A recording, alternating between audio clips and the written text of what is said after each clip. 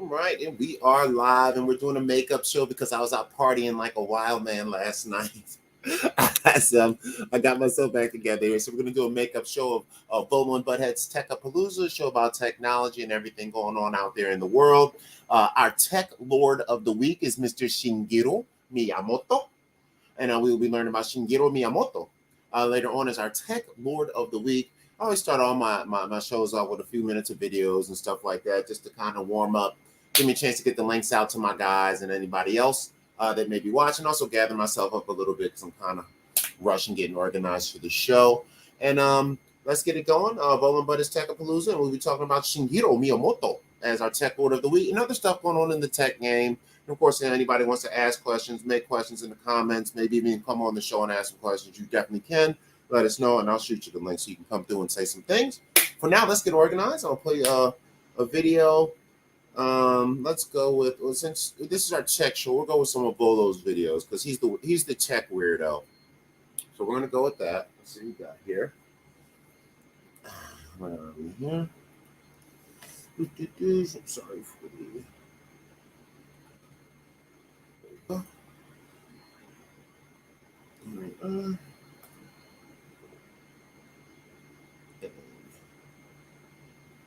Let's see. What was the last one we were looking at here?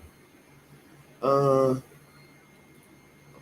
just pick them a piece at a time. I think I actually got a list of them. You know what? Let me see if I got a playlist of his stuff. Actually, no, because he puts a lot of, I think on the playlist, he has a lot of songs that copyright stuff. So I'm going to just pick out the individual ones to avoid copyright concerns also. And let's see what we got going on here. Actually, put this down. This. Just go with VOLO television. Save.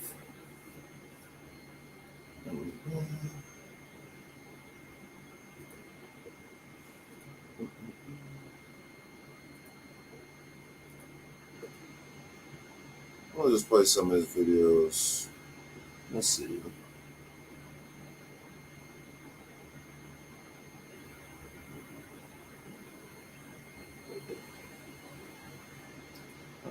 Oh, this is kind of short.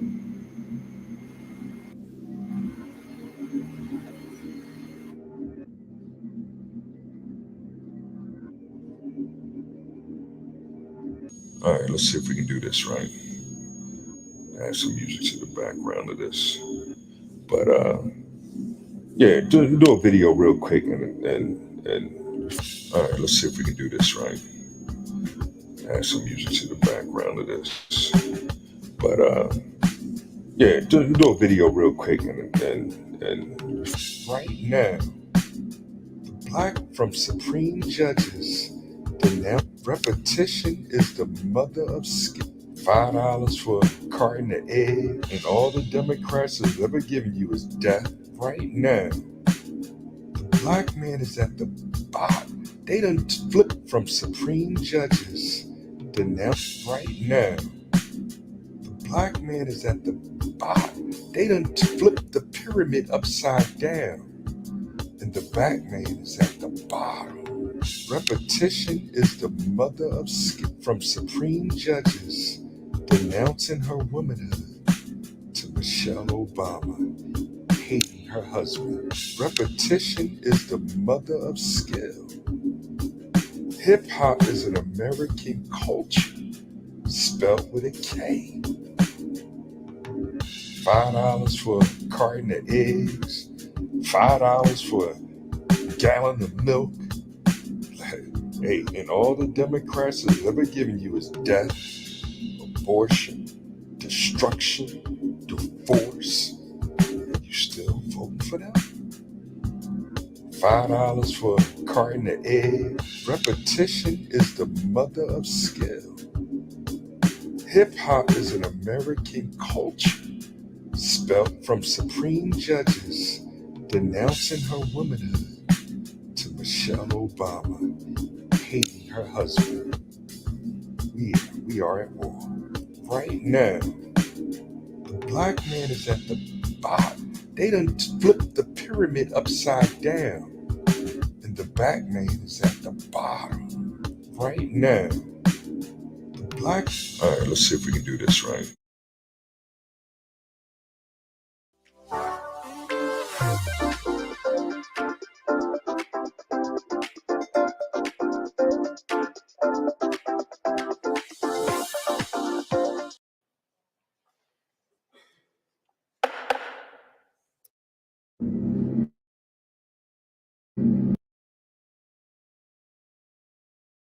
At one point in hip hop's history, freedom of speech was freedom or death. Now they trying to silence us, being toxic masculine.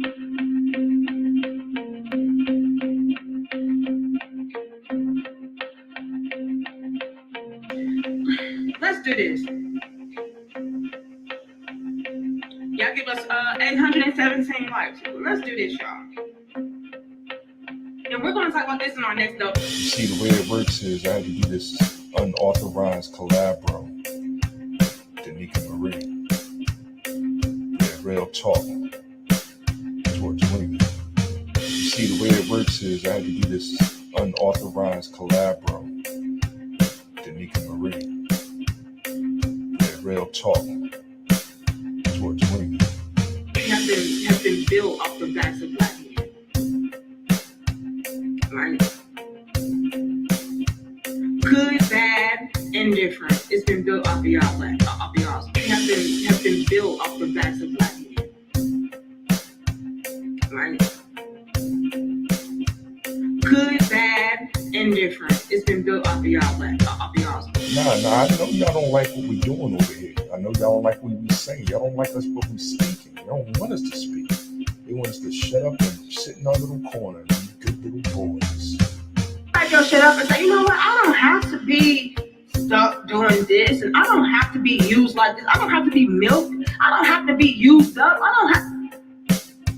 I cannot use that, man. Yeah, I can integrate functions over intervals, teach my son how to translate energy in the mass and the speed of light, and how to use that and how to raise things to exponential. Have been built off the backs of black men.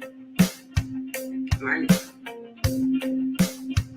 Good, bad, indifferent. It's been built off of y'all. Hey, you see, one swing of the tongue that can pierce you like a sword through the lung. Have you not heard that words kill us faster than bullets when you load negative thoughts in the chain of your brain and your mouth pulls the trigger that propels? You know, I don't get the benefit off of that, baby. What are you doing? Hold on, I get a percentage of that damn child support. What are you doing? I get a percentage out of you guys. Yeah, I can integrate functions over intervals, teach my son how to translate energy in the mass and the speed of light, and how to use that and how to raise things to exponential. It's way deeper than what you guys are thinking. This goes way deeper than vagina. Yeah, you see, one sway of the tongue, it can pierce you like a sword through the lung. Have you not heard that words kill us faster than bullets when you load negative thoughts in the chain of your brain and your mouth pulls the trigger that propels? Women exploiting countries. No, nigga. Get back on your leash. How dare you? Who do you think you is? My son, every morning we can count the dough and kick a flow. Chill out watching videos. Act really silly, yo, but really though, all that can end. This is God's time. Have been built off the back of black. Praise my son every morning. We can count the dough and kick a flow. My son every morning. We can count the dough and kick a flow. Good, bad, indifferent. It's been built off of y'all women exploiting countries. No, nigga. Get back on your leash. It's way deeper than what you guys are thinking.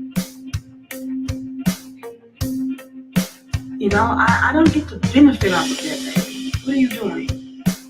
So we talking about life, and y'all start talking about death, or y'all talk about abortion, or y'all talk about destruction, and it's like y'all listening to them demons over there. Like, who are you not listening to? So we talking about life, and y'all start talking about death, or y'all talk about abortion, or y'all talk about destruction, and it's like y'all listening to them demons.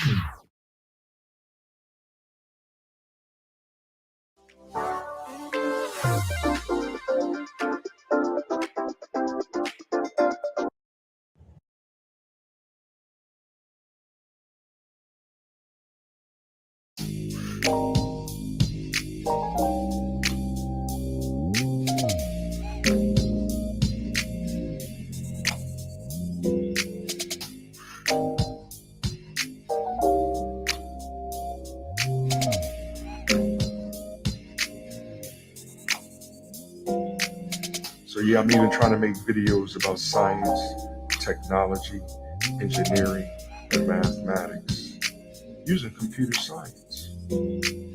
For example, the CPU is the central processing unit. It is the main center of the computer. Now, I wouldn't call the CPU the brain of the computer, for a brain cannot function without memory. You see, this is real hip-hop we're talking about. Hip means to know. It's a form of intelligence. Hop is that movement. So I guess your first question would be, how does the memory get into the CPU? How does it travel there? So the next lesson we'll talk about the different forms of memory: storage, RAM, and ROM. Yeah, we have a lot of information to cover, especially if you ever want to be, quote unquote, a Mac-head. Now, I wouldn't call the CPU the brain. You see, this is real hip-hop we're talking about. For example, the CPU is the central processing unit. Now, I wouldn't call the CPU the brain. So yeah, I'm even trying to make videos about science, technology, engineering, and mathematics. So I guess your first question would be, so the next lesson we'll talk about the different, yeah, we have a lot of information to cover. You see, this is real hip-hop we're talking about. Now, I wouldn't call the CPU the brain of the computer, for a brain cannot function without memory. Now, I would call the CPU the brain of memory, for a brain cannot function without. Now, I wouldn't call the CPU the brain of the computer. You see, this is real hip-hop we're talking about. Hip means to know. Hip is a form of intelligence. Hop is that movement. You see, this is real hip-hop we're talking about. Hip means it's a form of intelligence. Hop.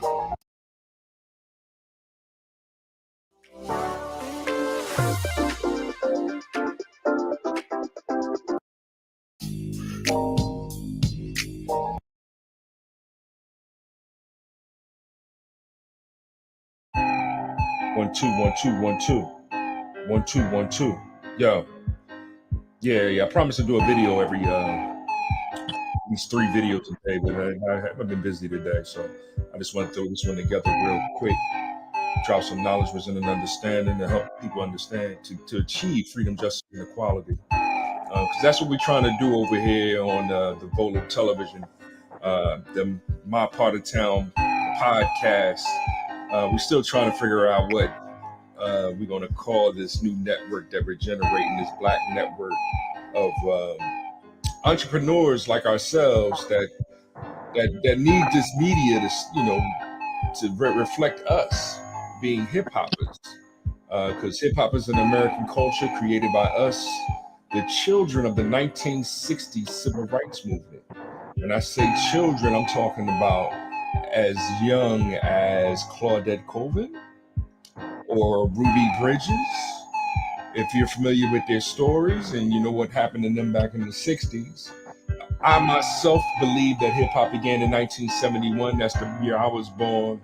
So that's how I reflect this culture that was given to me by my friends, family, etc. And we created it together. So that's what we about.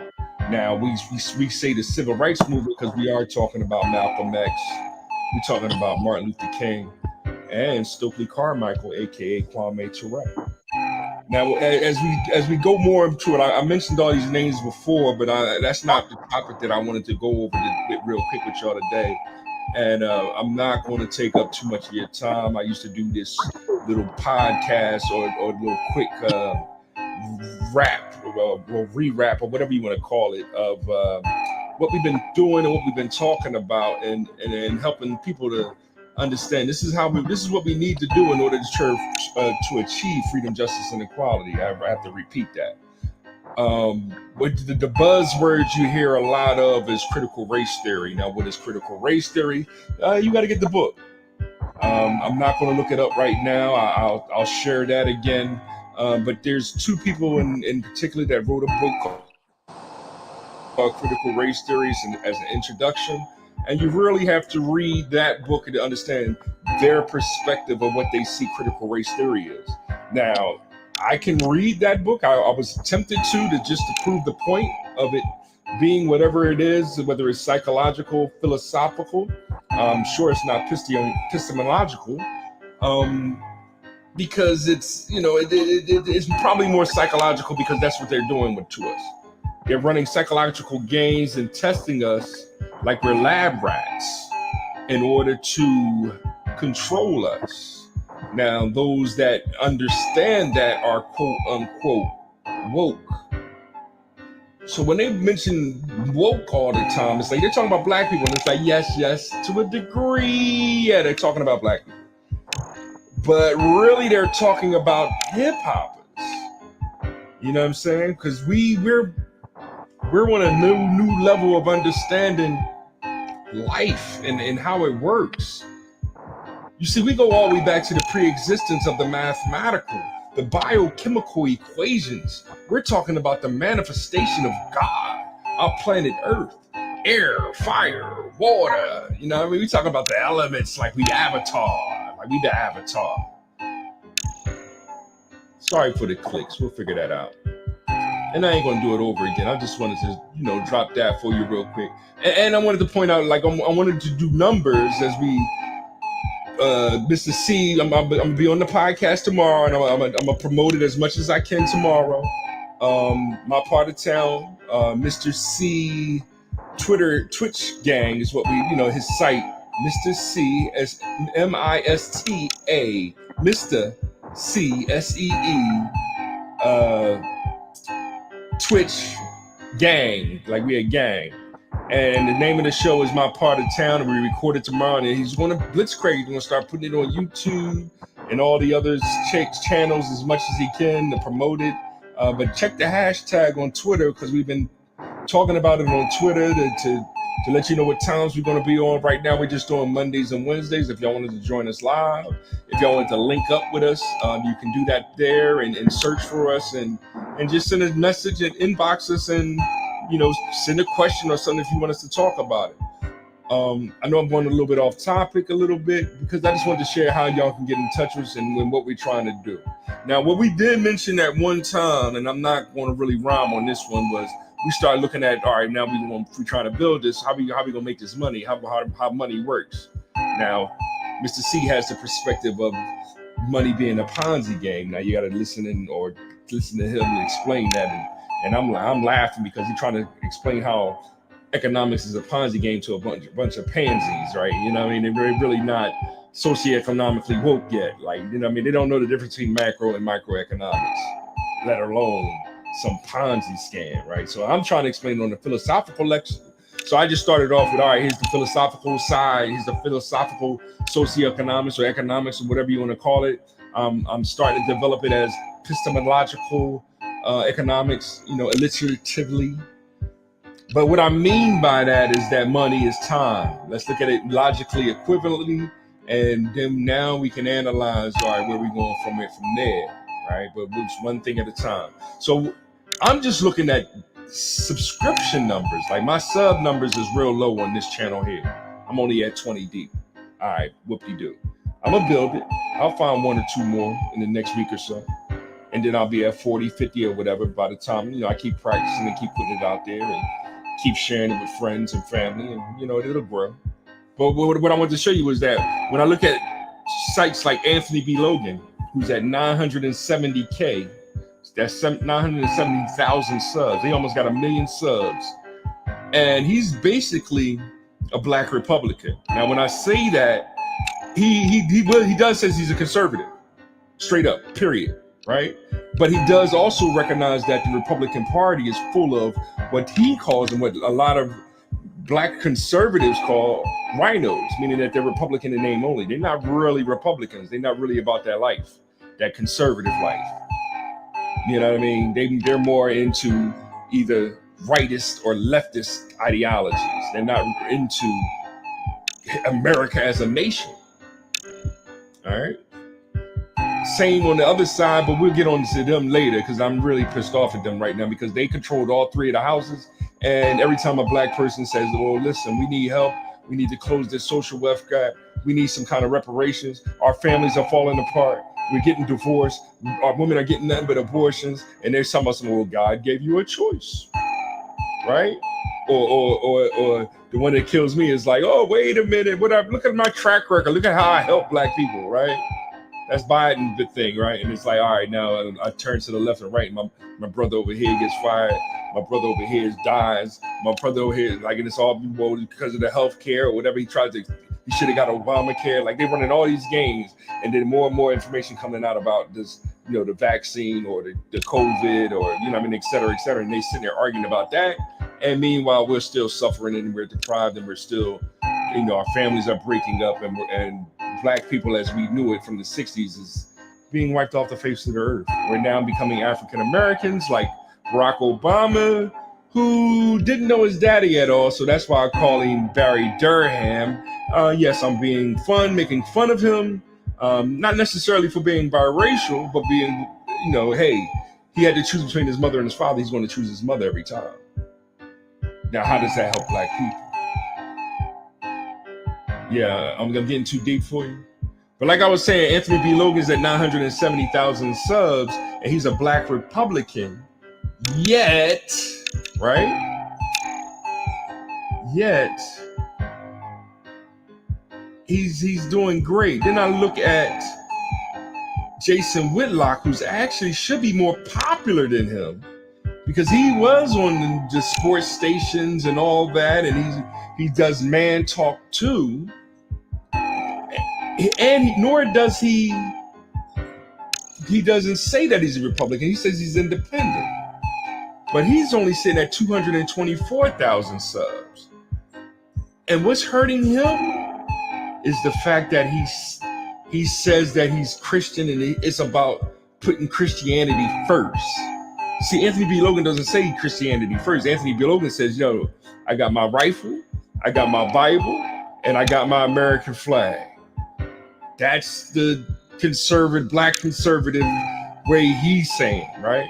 Whereas Jason Whitlock is saying, I'm Christianity first. I'm about God, that my God being first. And I think that hurts him more than helping him. And that's just ironic to me, right? And then I have others. I have Professional Black's Truth is only at 117,000. But I'm going to talk more and more about their subs and what they be talking about and how aggressive they are, or who they put first, whether it's God first or Professor Black Truth, we say he's black first. And we do have our own people looking at Professor Black Truth saying he's a black supremacist. Like, what? And then looking at Anthony B. Logan saying he's a sellout. Like, what? We really have some issues going on. So that's why I laugh at when my brothers go, critical race theory. And then I say, well, you do have to analyze it as black critical race theory and white critical race theory. And it's like, no, you trying to separate it. You're part of the problem. Like, no, I'm just part of the solution. It's just that you don't want to look at, Booker T. Washington, Carter G. Woodson, all the great orators back of the early 1900s, late 1800s, 1850, beyond 1850 and stuff, Frederick Douglass, the ones that actually was writing, quote unquote, critical race theory, what black critical race theory was back then, and why we're still being affected by death, divorce, abortions, destruction of our neighborhoods. And we keep looking at these Democrats as to help us, when the last thing that the great Martin Luther King said was, it's going to take billions to rebuild these communities, to rebuild our families. And they keep turning their back on us. So, but I'm going to end it on that note. Just giving y'all something to think about. This is real hip hop right here, not that watered down stuff, right? Check out the Hip Hop Alliance. That's one of our new unions that we're gonna be working on for artists. Check out the people that were saying check out their websites. You know what I mean? Don't just get caught up in listening to 3, 6, and 10 CBS, because you'll start seeing the CBS, even Fox. You know what I mean? Don't get caught up in Fox. Y'all tell me I'm caught up in Fox. Like, nah. I'm not registered Republican or Democrat. I am also, quote unquote, independent. That's what I'm registered as. So the preliminaries when it comes to Trump versus DeSantis, I can't vote. And I'm not registering to vote for Republican. It's whoever wins. You know what I mean? But then come November, when it's time to vote between a Democrat and whoever else I want to vote for, I'm not voting for them Democrats. Not until they recognize that, even though they're getting all our support, that's what Malcolm X said famously, right? Keep voting for them. They control 3/3 of the government. They keep telling you they want to help you. And not only are you a chump for voting for them every time, not only are you a chump, but you're a traitor to your race. Look it up. Stop crying. Let's build one God. That is.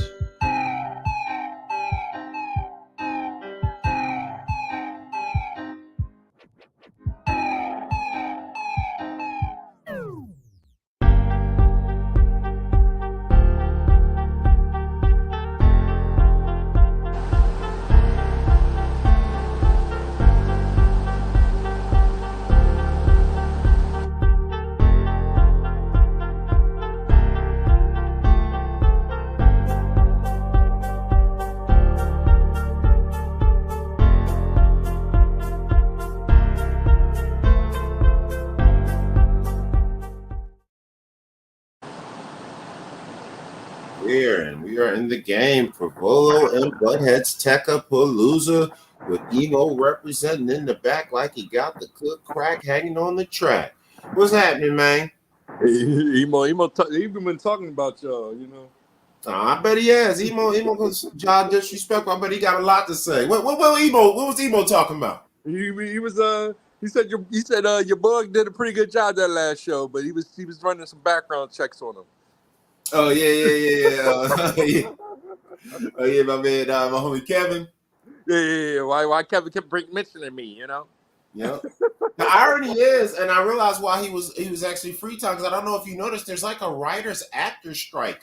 Yeah. I know. I'm like, why do you think I'm up on the phone with you? I was like, oh shit, because he's probably not working right now. Yeah. He's a writer or something? Or? No, he's an actor. Okay. He's been in a bunch of stuff. He was in a bunch of our films that we did, and he actually has his own individual acting career. He's been in a bunch of those Sundance Film Festival movies and shit like that. And okay. Yeah. Kevin DeWitt. He is a mess. He's from South Carolina. Yeah. Also, go ahead. The story that he came up with real quick is hilarious. I'm still laughing at it. On like he just mentioned talking about how should I put it? I'm gonna put it like this: BAS, and it just put me in a mindset of BAS in a dystopian future with him, his little Chihuahua killer, and another dog named the Technician, a pit bull or something with the Technician. Yeah. Oh, when he thought they had really cool pet names, like, damn, this guy's got the coolest pet names. Yeah. Killer and the Technician. He's like, nah, that's my kid, man. Oh, that'd be cool. Now I might even have to name my pet some crazy shit like that. Yeah. You know what I'm saying? But I'm trying to learn how to be a writer. It's just like, dang, that story popped in my head, like, his BAS in a dark Western old, like hold on, what's the name of that movie? With Denzel. The one where he's reading the Bible. Book of Eli. Book of Eli. The Book of Eli. In the Book of the Eli, kind of the man and his dog is a future one that they always talk about. That might be Harrison Ford's first movie or whatever. Yeah. but one of the dogs is a Chihuahua, and the other one's like a pit bull, and it's killer. The Chihuahua is killer, right? Right. And then another one's technician. Yeah. Like you don't want to fuck with him. Yeah. Right. You don't want to fuck with him either. Right. The technician. Yeah, I was actually even thinking about speaking of technology, because I got a few movie and TV ideas that I think are like really good, but I was like, man, I've seen my homies write and what they say you got to write, and I'm like, dang, I don't think I can like just I don't know how to get started. I guess you would say. So I was going to get that Grammarly, and I was just going to take like my couple of paragraphs of what the concept was, and I'm going to see if maybe I could throw it in there and it can spread it out to something, and then I can go back and edit. You know what I mean? Okay. So I was like, I haven't had a chance to see what it can do yet, though. I don't know if it just revises what I have, or if it actually is going to take the concept I put in and then extrapolate. You know what I mean? So I'm gonna see that. I'll let you know how that works out, because that might be a good way to kind of at least get a start. And even though you don't know how to write, you can kind of get them to kind of set the base for you. You can kind of go back through it and adjust it, and through that, you're going to learn how to write because you'll see the structure. Yeah. Because one thing I learned about writing, I learned this in school when I first had to do like research papers. I used to hate, you used to hate homework, hate research papers. I don't want to do this. I don't want to write this. But then I realized all I had to do was actually just do some research and just start writing and just make my way through the research and link it and then just keep writing. Just keep writing until I'm done writing. I ain't got nothing else to say. And usually I'll get an A or a B on the paper. I was like, you know what, dude, you sitting here worrying about making this paper and all this, dog. Just start writing and you'll be surprised. You know what I mean? But I think there just needs to be movies and TV shows, they got a little more structure, how they're written. Go ahead. It's hard to gauge that aspect of education. No. You know what I mean? Like I always understood, like when I was in elementary school, grammar, it was grammar. Yeah. And I was good at grammar because it is mathematical. It wasn't until here you go talking to me, right, Emo? But once I got to high school, and that's when we got into I started really getting into poetry, from Big Daddy Kane and Rakim and KRS One and stuff. Yeah. And NWA on the East Coast, on the West Coast. Was they forcing you to do the Shakespeare thing in high school? Well, yeah, we did a lot of Shakespeare. We did a lot of like my English teachers was kind of fun, tried to be fun with it. So we did read some like Frankenstein and Dracula. So I am familiar with those type books, especially Lord of the Flies. I know that was a big book when I was in high school. I want to just say something. Lord of the Flies is an admission of white guilt. Huh? Lord of the Flies is an admission of white guilt, allegedly. You may continue with other books. So when it came to writing, I kind of regressed because I was really into computer science, which is real simple and basic, like I'm doing now with rediscovering logic and doing programming again, because you want to keep it as plain and simple as possible in order to make sure that the program doesn't have errors that you're trying to program. You know what I mean? Oh yeah. They lost me at Fortran. That's all I know. Whereas with literature, you want to try to the teachers are grading you on having fractured sentences and run-ons and being clarity, but when the track that I mentioned, and is the first one that I mentioned with my son since he was 4 years old, was Eric B. as President. Yeah, that song is so next level because Rakim really starts it off real simple. I came through the door, said it before. Never let the mic magnetize me no more. Like, he keeps it on a nice pace. And then the next line is biting me, fighting me, inviting me to rhyme. Like, he's really trying to show you the different rhyme schemes Yeah. And then by that fourth measure, he goes, my mind remains defined with all kinds of ideas, self-esteem, make you think that my thought took years to build. It's like, nigga, that shit don't rhyme, but it rhymes. Like, you Yeah. know what I mean? And the meaning behind that is black people starting to be super super supreme and, understanding a God-like, existence, like Hmm. next level that scares the shit out of, those that don't want us to have that knowledge. Yeah.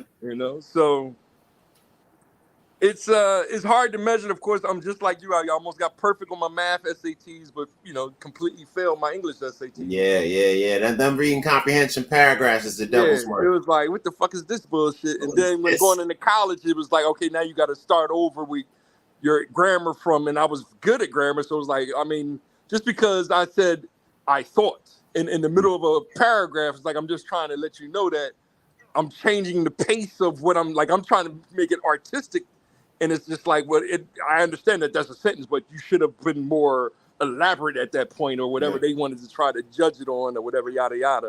And it's like, nigga, I ain't gonna argue about what Yeah. I'm writing as being a poetic understanding of the universe, but whatever it is, I know. Yeah. So, how did we get to there? Like, I was talking about the writer's strike. Yeah. The writers' strike. We talking about Kevin and the writers' strike, Yeah. and leaned into that because you came with the BAS idea. Yeah. From when he was So, joking about the technician in them. So yeah, I am getting as basic as just hashtagging right now because I'm Yeah. taking that back on Twitter, and so that new one is kind of throwing me back because it really don't look like it uses hashtags, which is weird. The noodle one, what's that called again? Oh, Threads. Threads. I'm not. Have you taken a closer look at it yet? Nah, I mean, I only did one thread so far. I mean, I haven't even opened it up yet. Like, Okay. So you know more than I do. So what have you seen so far? It looks just like Twitter, but when I did the hashtags, it didn't register them as hashtags. So I'm guessing it's taking every word as its own hashtag. Yeah. And connecting it that way. So, Yeah, that's what I think they're doing, like almost connecting streams of thoughts. Yeah, that's what it's kind of doing. So it's kind of I'm want to right now. I'm just talking about NBA basketball, my first one, and it's me playing NBA 2K. Yeah. So I asked the question. I put the order of number one being the point guard, Magic Johnson, Michael Jordan, Larry Bird. Then I put the two legends. Number four is the Celtics. And Will Chamberlain at 5, and who's the center of the Russell? Bill Russell as 4, as my 4. And then the question I asked was, who's the sixth man? Mm-hmm. So you can say, LeBron James or whoever you want to say that's that sixth man. Even your favorite person is, Robert Horry. You know what I mean? It'll work on that greatest of all time team. You know what I mean? The sixth man don't have to necessarily be a starter, Oh, yeah, for sure. I mean, if I can't have Big Shot Ball, give me Randy Brown as my sixth man. Yeah. Or Detlef Shrimp. Yeah, give me somebody like that. Somebody you ain't never heard of. Give me Doug Christie. That's what I want. So I got one response, and the one response was Julius Erving as the sixth man, Doc, of course, which is dope. The obvious one. You know what I mean? That's dope. And I'm gonna try to keep it going, so I'll figure that out. Nice. But with Twitter, I learned from shout out to Spawn Vicious, one of the legends in the hip hop game, and Spawn used to just run real long hashtags. Yeah. And I gave him the idea of putting the capital letter at the beginning so that I could read them. Yeah. And thusly, he declared himself the hashtag king, but gives me credit for, credit for pointing that out to him. That way it made it easier for me to read. And that's why I started doing it. So I when I did the Black Networking Media, I'm doing capital B, N-E-T, capital N, W working. We're working people and we're media. And I'm trying to play the game with that one as, hey, I do recognize, Professor Black Thought and TD Hip Hop and all the other people that already been doing this for a couple years now, trying to build this Black network. um, underground black network media, like kind Yeah. of a thing. But at the same time, it is about hip hop. In my opinion, that's our culture, and let's get back to let people know that, and then show them what it really is, as opposed Yeah. to us being, at war like they want us to be with Biggie and Tupac. Oh, they still got the damn fireworks going. Yeah, that's what that was. Until what's the one in September? What's the next one at the end of the summer? What's the end of the summer? Labor I'll Day? be honest with you. I'm gonna say the next time we're gonna chill is Valentine's Day next year. I can pretty much expect this for the next 6 to 9 months. At least one a day. Like it's like, dude, have you ran out yet? No, it sounds like they're getting bigger every time. Where do you get that one? You've been working on that one for a week. Jesus Christ! I almost wish it was a shotgun. I was like, okay, at least that makes sense. Why? What is it? Because it's Sunday? I guess it's the Lord's Day. Nothing better to do, and you know what I mean. Right. Hopefully, it ain't covering up a real shot. Right. Trying to get God's attention, like, hey, boom, hey, God, look at me. Nobody else is doing this on this day. Remember this when I get there at Purgatory. God's gonna be like, no, I remember you. You that firework noisy motherfucker. You going to hell not because you was a bad person, because of that firework shit. Pete, set him down. Peter's like holding the list like, my fault, homie. You was on the good side. Shout out to God. Send them all to hell. So with the writer's strike,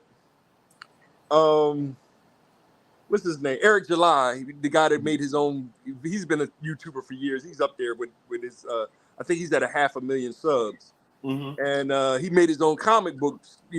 Based off of what he made on YouTube and stuff. So he's a Blue Star guy, and he create. He's a straight underground guy that made his own Blue Star kind of a thing. And he has his own comic called ISOM, ISOM or something like that. So shout out to him. But he's right now he's laughing because of the writer's strike, being that he wrote his own comic book and he hired a bunch of Marvel artists to draw his comic book. Yeah, which is dope. You know what I mean? You get some high quality stuff for people who aren't working. That's dope. Yeah. So he's made a couple million off his first issue, and he's about to release his second issue. Nice. And I wish him nothing but the best. And he's the one that I told you about creating his own media, like kind of the Black Neck, and but he has his own website, yada yada, where you can join and get some of the tips on how he did it, and join his little network. Excellent. Oh shit! So it's dope. Now your other boy made a comment on the writer's strike too. What was that? That's Tone Talks. Yeah. What was he talking about? But Tone Talk approached it with, they on strike, and then I guess he's seen it in the paper, and of course they got a black woman in the front of the crowd with her fist up, like we on strike, like it's the ADOS movement, when most of the writers is of the the rainbow or whatever group they're a part of. They want to anti-fascism or whatever they claim to be on the left. Okay. So All right. It's he's complaining the other end, but then he's gonna be like, how you gonna do down ballot Democrat again next year? I have a feeling he's gonna say that again. Excellent. Also, since you were mentioning black comic books, I wanted to give my homeboy Scott Beach a shout out. This is his comic book, Cronus. Okay. It's a black superhero. He's been making a few of them for years now. He's been a writer ever since. He wanted to be like a director and a writer when we were in college.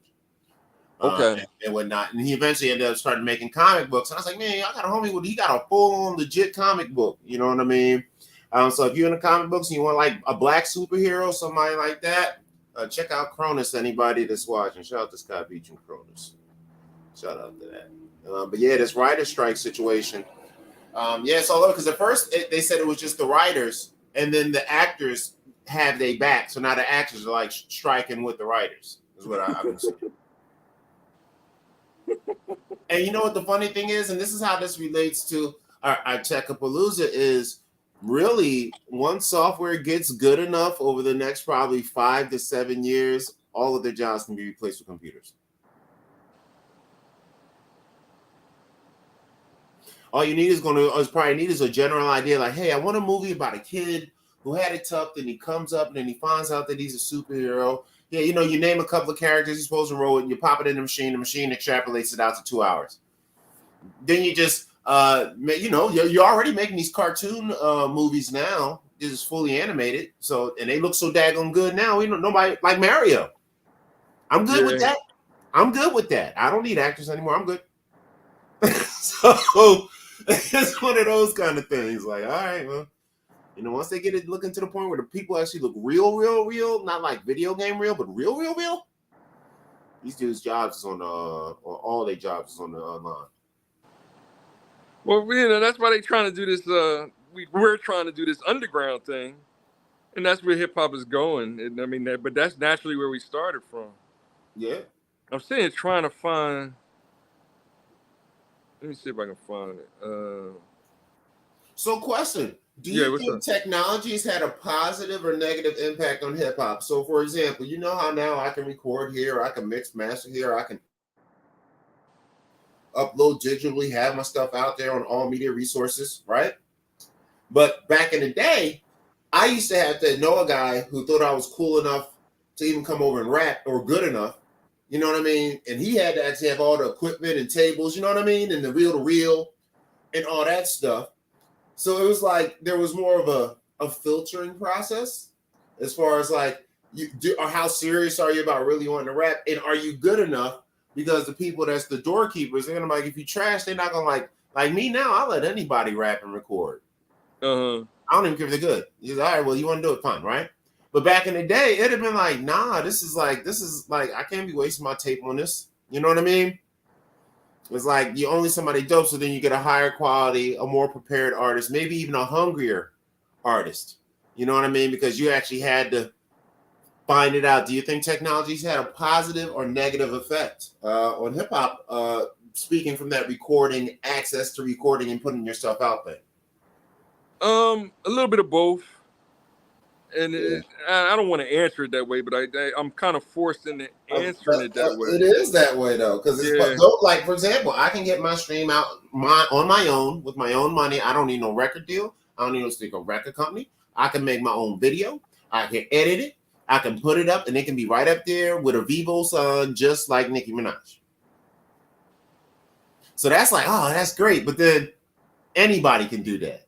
That's what the problem is. It's like, anyway, and Doug, I do copyright work during the day for my day job. So I hear probably about anywhere from maybe 5 to 10 new songs a day, every day, right? Of all types, every type of music you can imagine. And I would say 60, I would say 50. I say it's still kind of 50-50. I would say half the people that send me rap songs, I don't know if they're just laying it down because they want to get the idea down because they got to think a good idea, or they think they're a good rapper, right?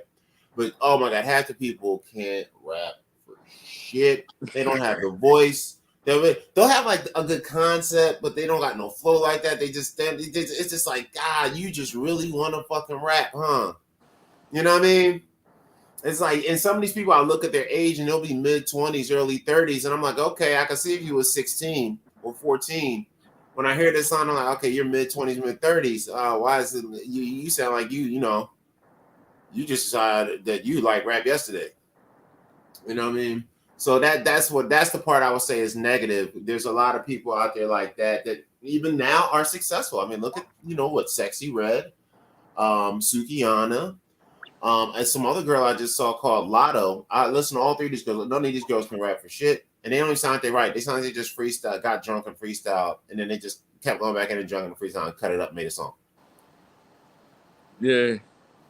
So I would say that's the negative side to the access and technology.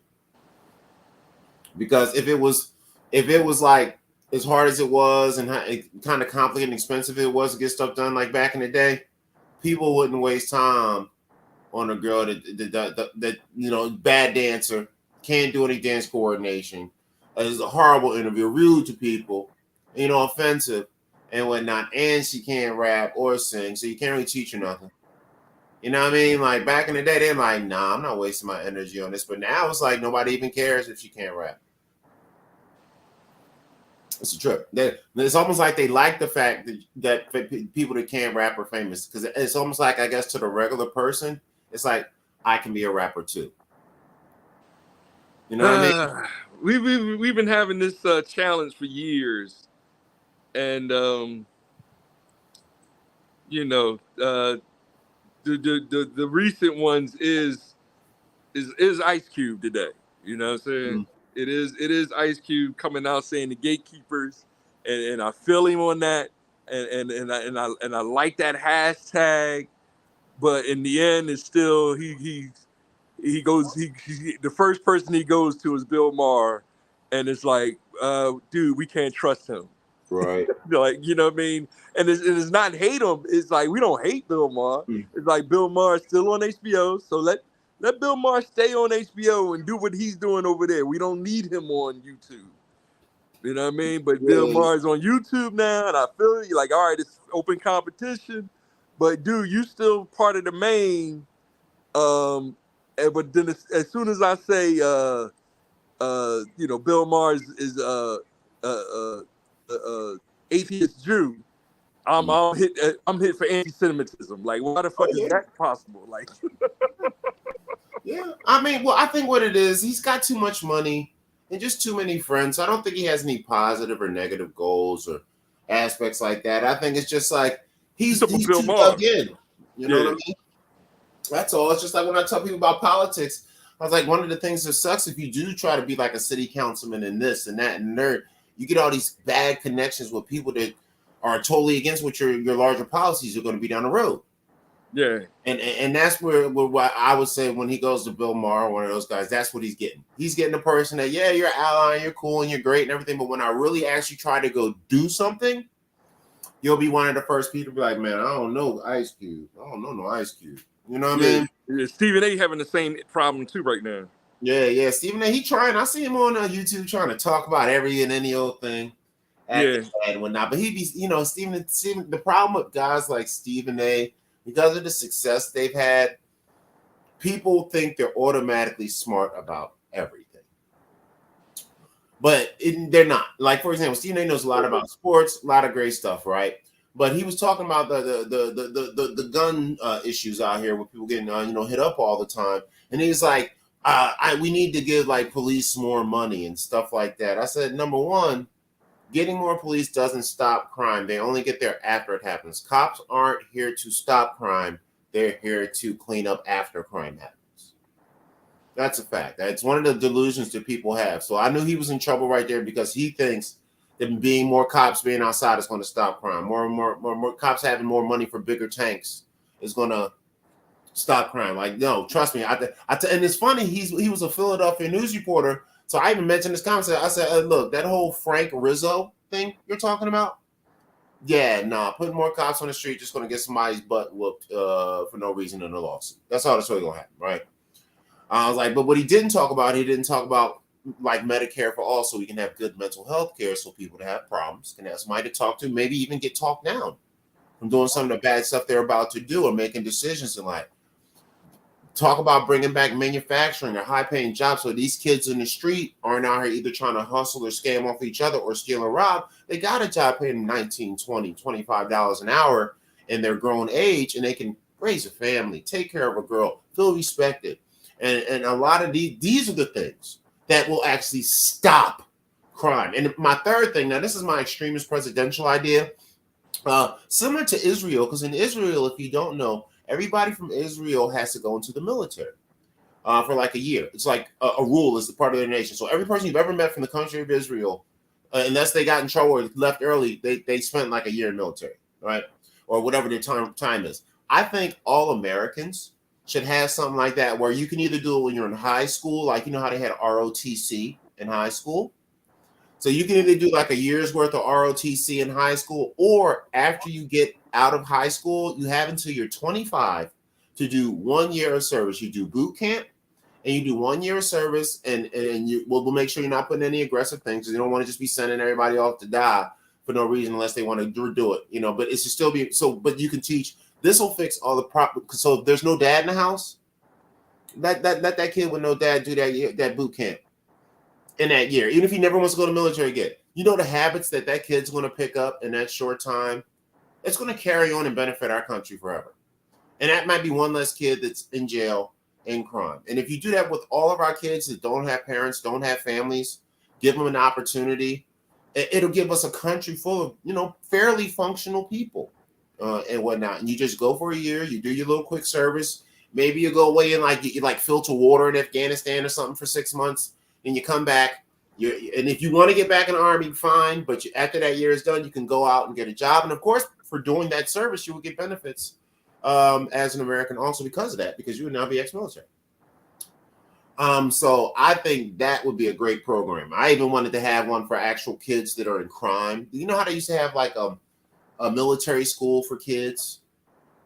It's like we need something like that instead of like jail. You know what I mean? We need like almost like a military school for young men. Like anybody under 25 that goes to jail for something, we should have almost like a military style school for them. Maybe not put guns in their hand, teach them how to shoot people, but have your bed folded. Do these exercises, run here, making them work as a team, you know, making them being unselfish, you know, all that kind of stuff. Because usually the reason you end up in jail is for all the opposite reasons of that. You're not much of a team player. You're probably going to be very selfish, very impulsive, and not going to think things through. You know, these are the kind of things that you end up in jail for. So those are the kind of things that Stephen A. would say. Well, no, Stephen A. just says, make a ban assault weapons and give cops more money. And I'm like, that won't stop a single crime. I was like, dog, ghost guns, 3D printed guns, Stephen A., shut up. Like, it just, no, you got to make better Americans. You got to make better people. You got, if there's no parents in the homes, we can fix that, but we might need a program that almost makes ROTC a large national program. So instead of sending our kids to jail and all these rough places where they're fixing and fighting, we might need like a large ROTC camp in every state where you send, you know, troublemaker kids. And then they can almost become like, you know, they don't got to be in the military actor, but it would a program that they would have to complete, you know, that kind of style, you know, still a jail scenario, but that's what we need and whatnot. And a lot of people like Stephen A. Smith, your Whitlocks and all them, they don't think of that. Like some guy asked me the other day, he said, how could you fix gas prices in America? So he wanted me to talk about how I was going to basically check OPEC and make them just drop stuff, right? And I'm like, dude, you number one, hey, you have no idea what's going on. Number one, we already pay a portion of the gas. Gas could really be $15 to $20 an hour. America actually already pays part of your gas per dollar if you don't know. So you're actually getting a discount on gas if you don't know. Most other countries, gas is $12 and $13 and $14 an hour. And their countries don't pay at all or pay less.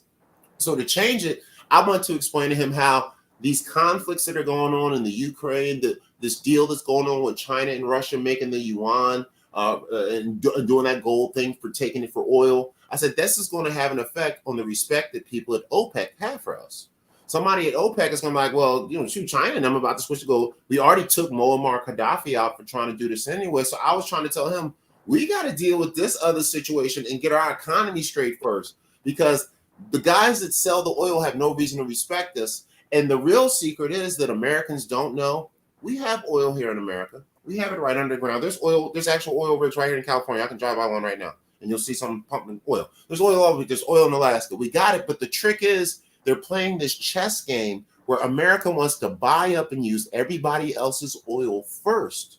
So 150, 200 years from now, when oil reserves start to drop, guess who's got the last amount of oil? And then guess how much you can now charge everybody because you have the last oil on earth. So a lot of people don't understand. They think that's the only place we can get on. No, it's like this game being played where we're kind of paying to rob other dudes. That's why we get in all these combats and situations and technological advances, so we can kind of mess with ports and pipelines. That's why we're in Ukraine, you know, right now and all that kind of stuff, because it's not really about us getting a benefit from that. We're trying to mess with oil and pipeline and getting good deals so we can basically have people sell us their resources first at a low price. Then we burn it out, shift all the money over to the rich guys, let the American people take the hit for $33 trillion in debt. And then when it all hits the wall, they're going to finally say, okay, let's start using all our own oil and then make America green. Which was the final thing I was going to explain to him is like, we got to greenify America and we got to keep gas around because if there ever is some kind of EMP from a solar flare, nuclear bomb, or an attack, gasoline cars will be all that works. So you want to have a nice balance. And that's all the stuff. So that's Butthead's version of a Tech-A-Pollooza incident. All right. So we got our tech lord of the week. His name is Shigeru Miyamoto. Now, who's this guy, Bolo? He is the creator of Mario. Now I started with him because I thought of him because so what we do, Elon first, and then we did the cartridge.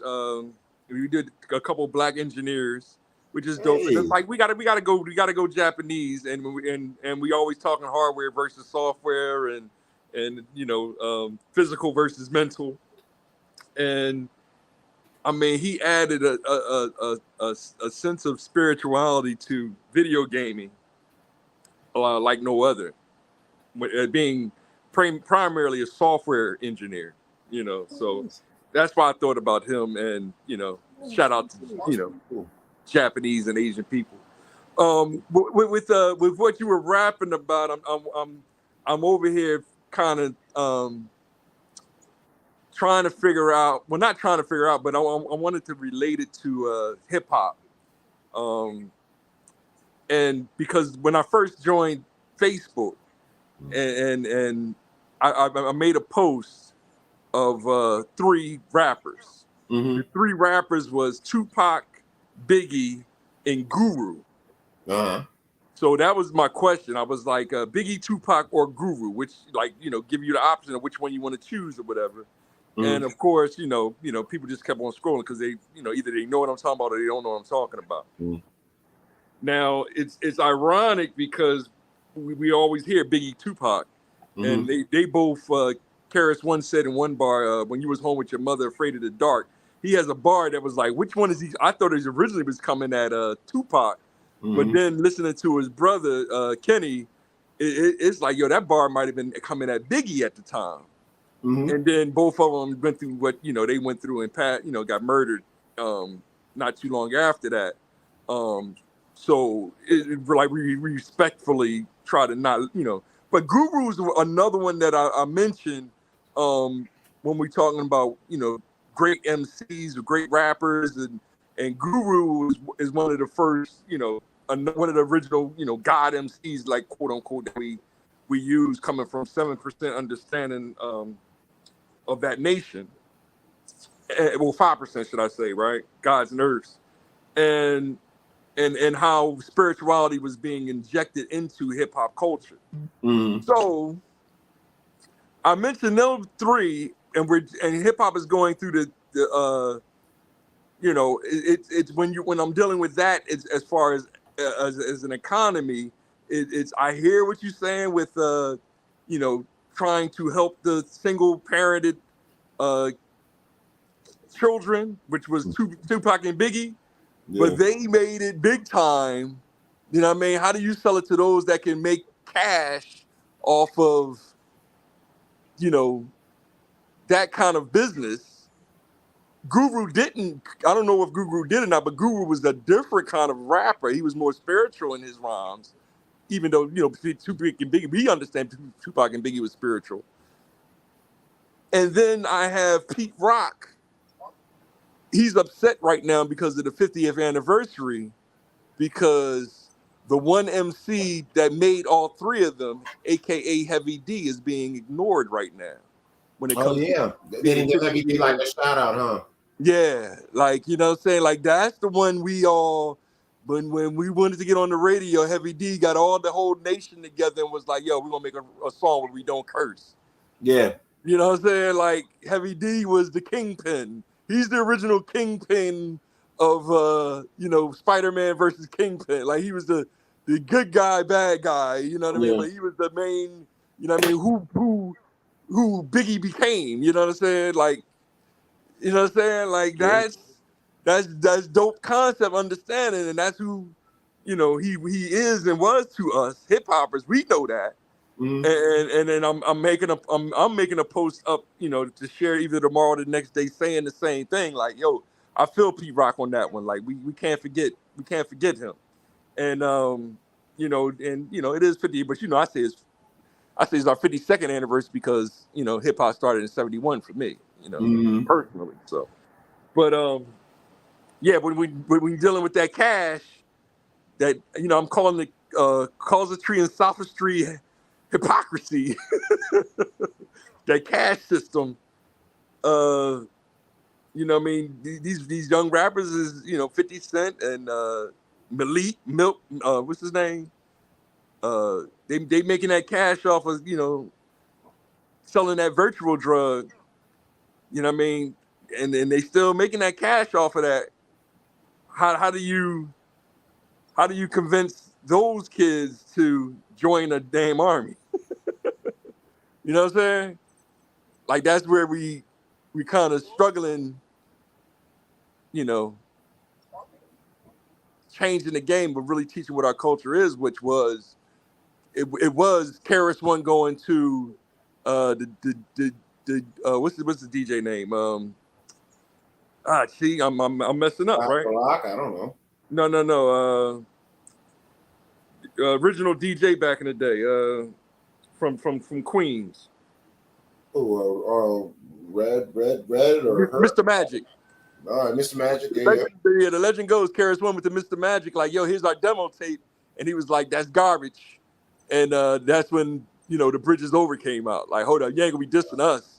And then they came back at him with the Bridges Over or whatever. That's the legend that goes on from their first album. Yeah. So, back then, Mr. Magic was the main DJ. If DJ Red Alert, was trying to get on, like, you know what I mean? Like, they was Mr. Marley Marl was trying to get on, you know what I mean? And that's when the battles began of who's the better DJ, who's the better MC, and then once the corporations came in and started doing the payola thing, or like, well, we're gonna pay you extra to pay this. Yeah. You know what I mean? Or and vice versa. And then a certain kind of music got played more than the gods and the earth would, of course. And that's what's going on to this day. Yeah. So I hear you. And then that relates back to King Randall trying to build a nice little school with 9 children, and one of the baby daddies comes and savages his, tears the school up. Oh, the Bull King? Yeah, King Randall. Cool.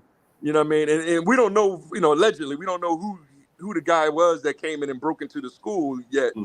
I stopped looking it up and everything, and he's not trying to say anything, but I guarantee it's probably one of the baby mama's sons that's jealous of him teaching my son, kind of a thing. That's what's corny. That's what we actually fighting against, and that's what even your boy Umar's going through. Yeah. When, he's going to have to go through when he tried to rebuild Scotland with his school. Trying to, which I think he went there, right? Scotland was like a military school for black boys. Oh yeah. And I see a lot of, and my brother went there. So I know a lot of guys that went to Kutztown that came from that school, and they I don't say, they my brothers, I love them. You know what I mean? But that little bit of jealousy, all it takes a little bit. It only took a little bit for Kane to knock Abel upside the head. Mm-hmm. So that's what we're dealing with too when it comes to fighting for lordship of our little castles. Even more so, that kind of money is time versus the cash system that they're trying to use, that Bidenomics is trying to use as gig jobs. And that's what what's the name mentioned? Tone Toss. He mentioned Barack being the one that first came up with the gig app. He called him the gig app president. He was a real good episode that he made. But I feel like he's gonna go right back to down ballot Democrat. Who? Umar? No, Tone Talks. Oh yeah, man. That boy. Don't vote for a Democrat for president, but vote for Democrats everywhere else. Like, dude, shut up. Shut up. The other 15,000 Democrats you vote for are the ones actually making all the rules and stuff. People actually think the president is some kind of dictator. No, he was saying vote for him. Who? But when he's saying down by the ballot, he's saying yes, just vote straight down Democrats. That way we show that 90% of us is voting. Black people are voting for Democrats. Oh, so no, what we well, you might have misunderstood him a little bit. I don't know if this is his new thing, but that what he meant by that before, he meant don't vote for the president to scare the crap out of the Democrats, but still vote for Democrats in your cities because he believed Democrats in local areas are good for the local politics. That's what he meant. And I was like, fam. Now you gotta go out there and shake these people's hands. Yeah. You know, you gotta shake their hands, look in their eyes, and really listen to them. So I'm like, fam, I get what you're saying and stuff, but I was like, no, like, you should be telling people to vote for policy no matter what party it is. That you want to really scare the Democrats and Republicans, let them look up after an election, and 40% of the votes casted didn't go to either of them. Yeah. Oh my God. They'll come out. Man, Republicans will be some black power. Or they'll probably be like, you know what, Black Lives Matter twice. Let's bring back 3 affirmative actions. Matter of fact, let's just put all white people in jail. I will do whatever you say. You know, Republicans will change up quick. It'll be like the good old days back when we was enslaved. Republicans will be on our side again. They trying, but it is we still on our is it smoke screen, you know. What's his name? He shared the Tucker Carlson little debate that they had with the Republican Party. Mm-hmm. It was interesting. So you know. Yeah. Oh, also, since we were talking about hip hop and all that kind of stuff. Yeah. Right, get back to that. Since technology how it's effective, do you think technology has kind of made people worse rappers because of all the sound effects and all that stuff, and it's kind of easy, and you can kind of sit in your house now and work on basically work on your verse recording for free for 8 hours? Yeah, I mean, you know, everybody's it is an artist's heaven, so you can do it all yourself. But you know, it's like I you know the Kiki versus Shay. Mm-hmm. I've been sharing because Shay Nior, her new album is legit. You know, who is this? Shay Nior. Oh, Shay Noir or whatever that was. Yeah.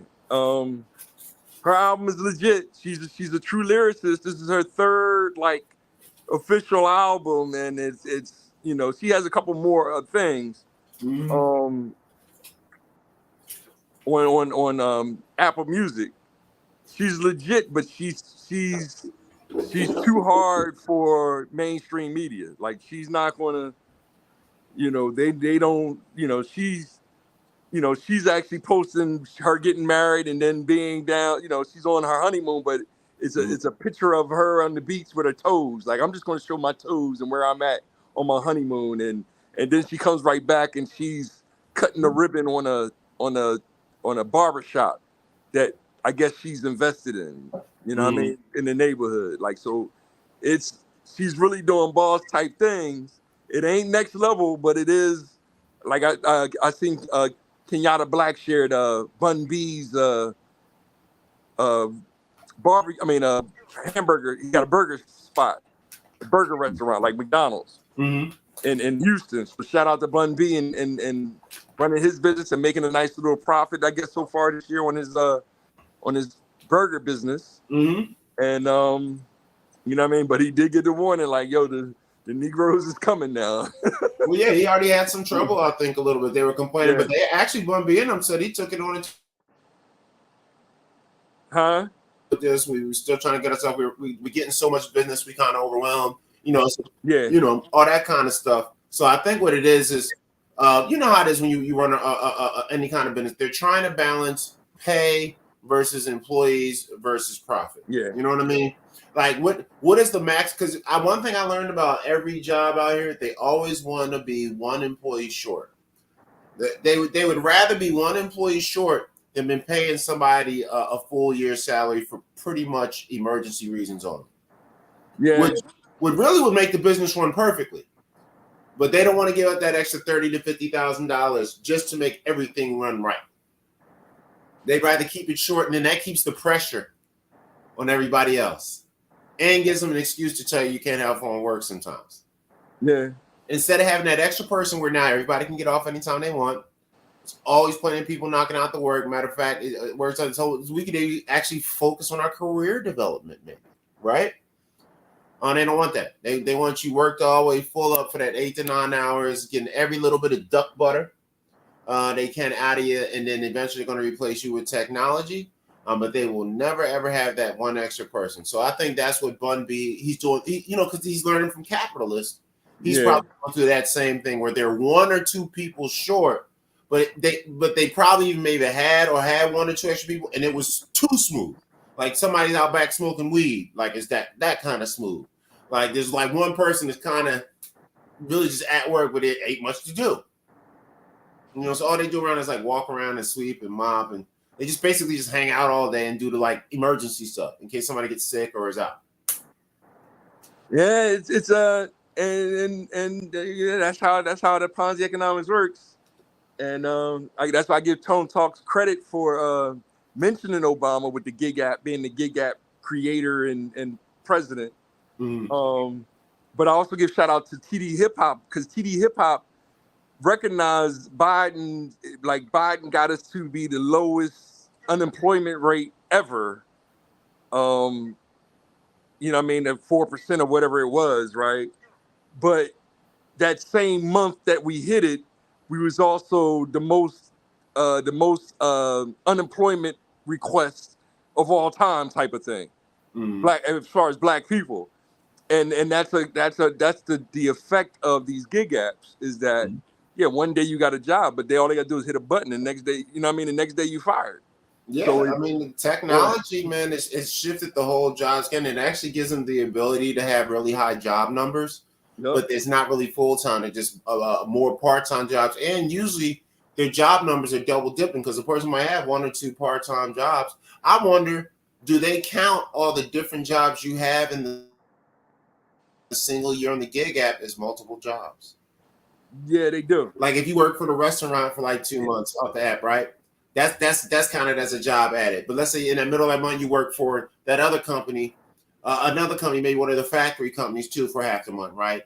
On the jobs record, does that now count as 2 additional jobs for the month? You get what I mean? Yep, it does, and they try to counter it by, okay, since I took one of the jobs full time, the other ones don't request me anymore. Yeah. I don't see them anymore. You know what I mean? So I'm still technically on one of the gig apps. Well, I can still do all the other gig apps too. But the one that I got the job from, they are like, okay, you got the job. Yeah. You know what I'm saying? And I can technically still use that app. I'm still friends with the people on the app.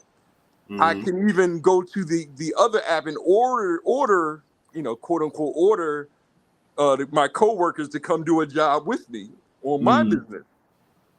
So I see all of that, and it is them trying to regulate it so that it still remains legal, and I don't get too much profit off of it. You know what I'm saying? But they don't want to stop me from getting profit, of course. You know what I'm saying? Like these are the things that's going on in the background. They're trying to figure out all the legalities of all these things. Whereas the company still got, at will, so they can still just, hey, Charles, you ain't tie your shoe today, I'm gonna fire you. Right? Yeah. At will, work at will. That's what it is. It's here. They had it in Arizona and here too. Like I'm always worried about that. That just one day, you know how they make the joke about during the pandemic, you get a Zoom meeting and then you go to the meeting and it's just like a black screen and then there's a voice that's like, if you're on the Zoom meeting, you no longer work here. End of meeting. Cut. Wait, what do we do? Nothing. We're just, they only got to give you a reason. It's like that. Right to work states. It sounds great for the businessmen, but I think it really sucks for the employees. Yep. It's almost anti-union. Yeah. So it's the like, gig I'm not even in the union, and you treat me like you want to make sure that doesn't happen yet, you know. And it's really a law like that. It'll make people unionize. We are trying to. Oh yeah, hold up. Also, I didn't give a shout out. Shout out to we had a watcher out in Manchester, England, the big Virgil Kane. Shout out to Virgil Kane for watching for a little bit out there in Manchester, England. Cheers, man. Fish and chips and all that cool stuff. Hopefully you get in a bar fight with some soccer hooligans, but you come home just fine to your lady. That's what I'm talking about. Shout out to Virgil and the band, man. That's what I'm talking about. Oh, go ahead. What you saying though? Yeah, we're trying to. You know, we're trying to figure it out. That's why I mentioned the Hip Hop Alliance, which is a union for hip hoppers to create our content, to get the right business deals, for healthcare. Chuck D is the president, and you know, Karis won, Big Daddy Kane. I don't know, you know, I don't see Rakim's name attached to it. Not Queen Latifah, but yeah, I'm sure she's involved. But was MC Light is definitely involved. You know, I see all these names on there of the legends and everything. They're still doing their tours and everything. And it is us trying to rebuild what we started in the 80s, 90s, 20s, you know what I mean? Yeah. Keep it going and being one big culture with a K that's, you know, spiritual, mental, physical, you know, like we are the mind. We're trying to, you know, coexist as the mind, body, and souls of our movement, you know, which is intelligent. So it's dope. Like, you know what I mean? Like I hear you. It's just funny sitting back with the, you know, I'm trying to share with everybody the logical equivalence of religion, politics, and science. Because when you're dealing with law, and it's like, you know, I don't argue with nobody. But when it comes to trying to relate all these concepts, it's you have idiots like the president. Yeah. That's going Latinos, and it's like, we know Cubans, you know, Puerto Ricans, Dominicans, Mexicans. It's like, y'all want to group them together just like y'all grouping together African Americans as blacks, biracials, you know, Africans that moved to America. And it's like, y'all can't just group us together and then, you know, it's like, you know, y'all the ones with the problem. Y'all the ones that's hating. When it's just like we have our nation and we trying to build something, and here you go opening the borders, and you know what I mean, I'm at these jobs and I got a Mexican, a Dominican, and a Puerto Rican ready to fight, and they're actually in charge, and I'm the low man on the totem pole. Now, question to relate the situation to technology from two perspectives. You mentioned the situation with some of our non-paperwork brethren, and then our paperwork brethren, but they tend to be of a multicultural group. Do you think the technology could really put a kill to this if we eventually get like really good translators? Like, let's say there's a translator that you can actually wear on your headset. You know what I mean? That you can talk into and it spits out shit, or you know what I mean? Or they, like, we all wear headsets. So everybody at your job, for example, has an ear set on that, you know, is set for whatever language, you know what I mean? Spanish, whatever it is their language is. And then anytime it picks up other languages, it automatically translates it into their earpiece. Do you think technology, because that seems like something they can do right now. What do you think about that? You think that could heal that problem? It's you know, I have friends that are they're done with Facebook because of Facebook's using he feels as though Facebook is creating the man versus woman war. Well, You know what I mean? you know what it is? Like, They are kind of, but not really. The yeah, algorithm shows you what you click on. You click on male videos of people fussing and cussing, they're going to send you more and more and more. Dog, here's a test for anybody out there. Take your Instagram for 1 week and don't click on anything that has to do with that stuff, and only click on like bodybuilders stuff. Dog, within the next week, everything on your timeline will be all fitness people. Just like that. So yes, they're creating it, but it's a self-fulfilling prophecy. The reason he sees it so much is that's all he clicked on. He can get back on Facebook, and if there's certain things he wants to see, like if he wants to see food recipes, all he has to do is go in that search thing, like a bunch of food places, and consistently like their posts. In a week, you have nothing but food posts. It won't be a single thing about the men and women war. So I don't know if you get a chance to talk to him about that, but tell him to test that theory out, and you can literally change your entire social media experience and whatnot, just like that. Yeah, I hear you. Well, no, because that's what it is. It's just like you're still going to have the advertisements on the reels. You're still going to have the recommendation pages and stuff like that. But you can cut it down from, like I'm talking about, instead of 8 out of 10 of your posts being that man-woman stuff, it'll just be like some of the most popular stuff that's hot right now. You might see 2 of them, instead of 8. It's like that kind of thing. You'll still see one, but as long as you just scroll by it, don't like it, they'll get the hint. You can even, they even in the small dots on those programs now, they even have a don't recommend this type of stuff to me anymore. It took me 3 months to get that Pearly Things girl out of my YouTube record. 3 months of just no. And this other guy, the Anton Days, it's coming up on 3 months on him. I finally maybe got the last one, but they still be like, yo, watch that. No, I'm good on this dude. I unsubscribed for a reason. They got the nerve to still be sending me notifications like, yo, such and such. When I go there, I'm not even subscribed. I'm like, what is this? I told you I already like this dude. That's all, you don't miss him? Like, no, this is why I'm subscribed. I told you don't recommend no more. But it is eventually to the point now where I bring it up. Instead of it being like almost half of my stuff, now my stuff is all like bushcraft, field work, building houses, farming, handmade stuff. Like 80% of the stuff, politics. It's everything but that man and woman stuff. You know what I mean? There's only a few people I check out here and there, and I don't really harbor on their stuff. I might pass it here and there, and they'll send me their stuff. But if I just don't pay attention to it, and after a while, if you keep clicking on stuff that's not that stuff, you will get 90% not other stuff. So I would suggest that to anybody who's having trouble with social media. Well, I'm just dealing with, I walk as though I have authority. So when I'm putting group situations, if I'm putting a group situation with 3 different women, you know what I mean? I know I'm in charge.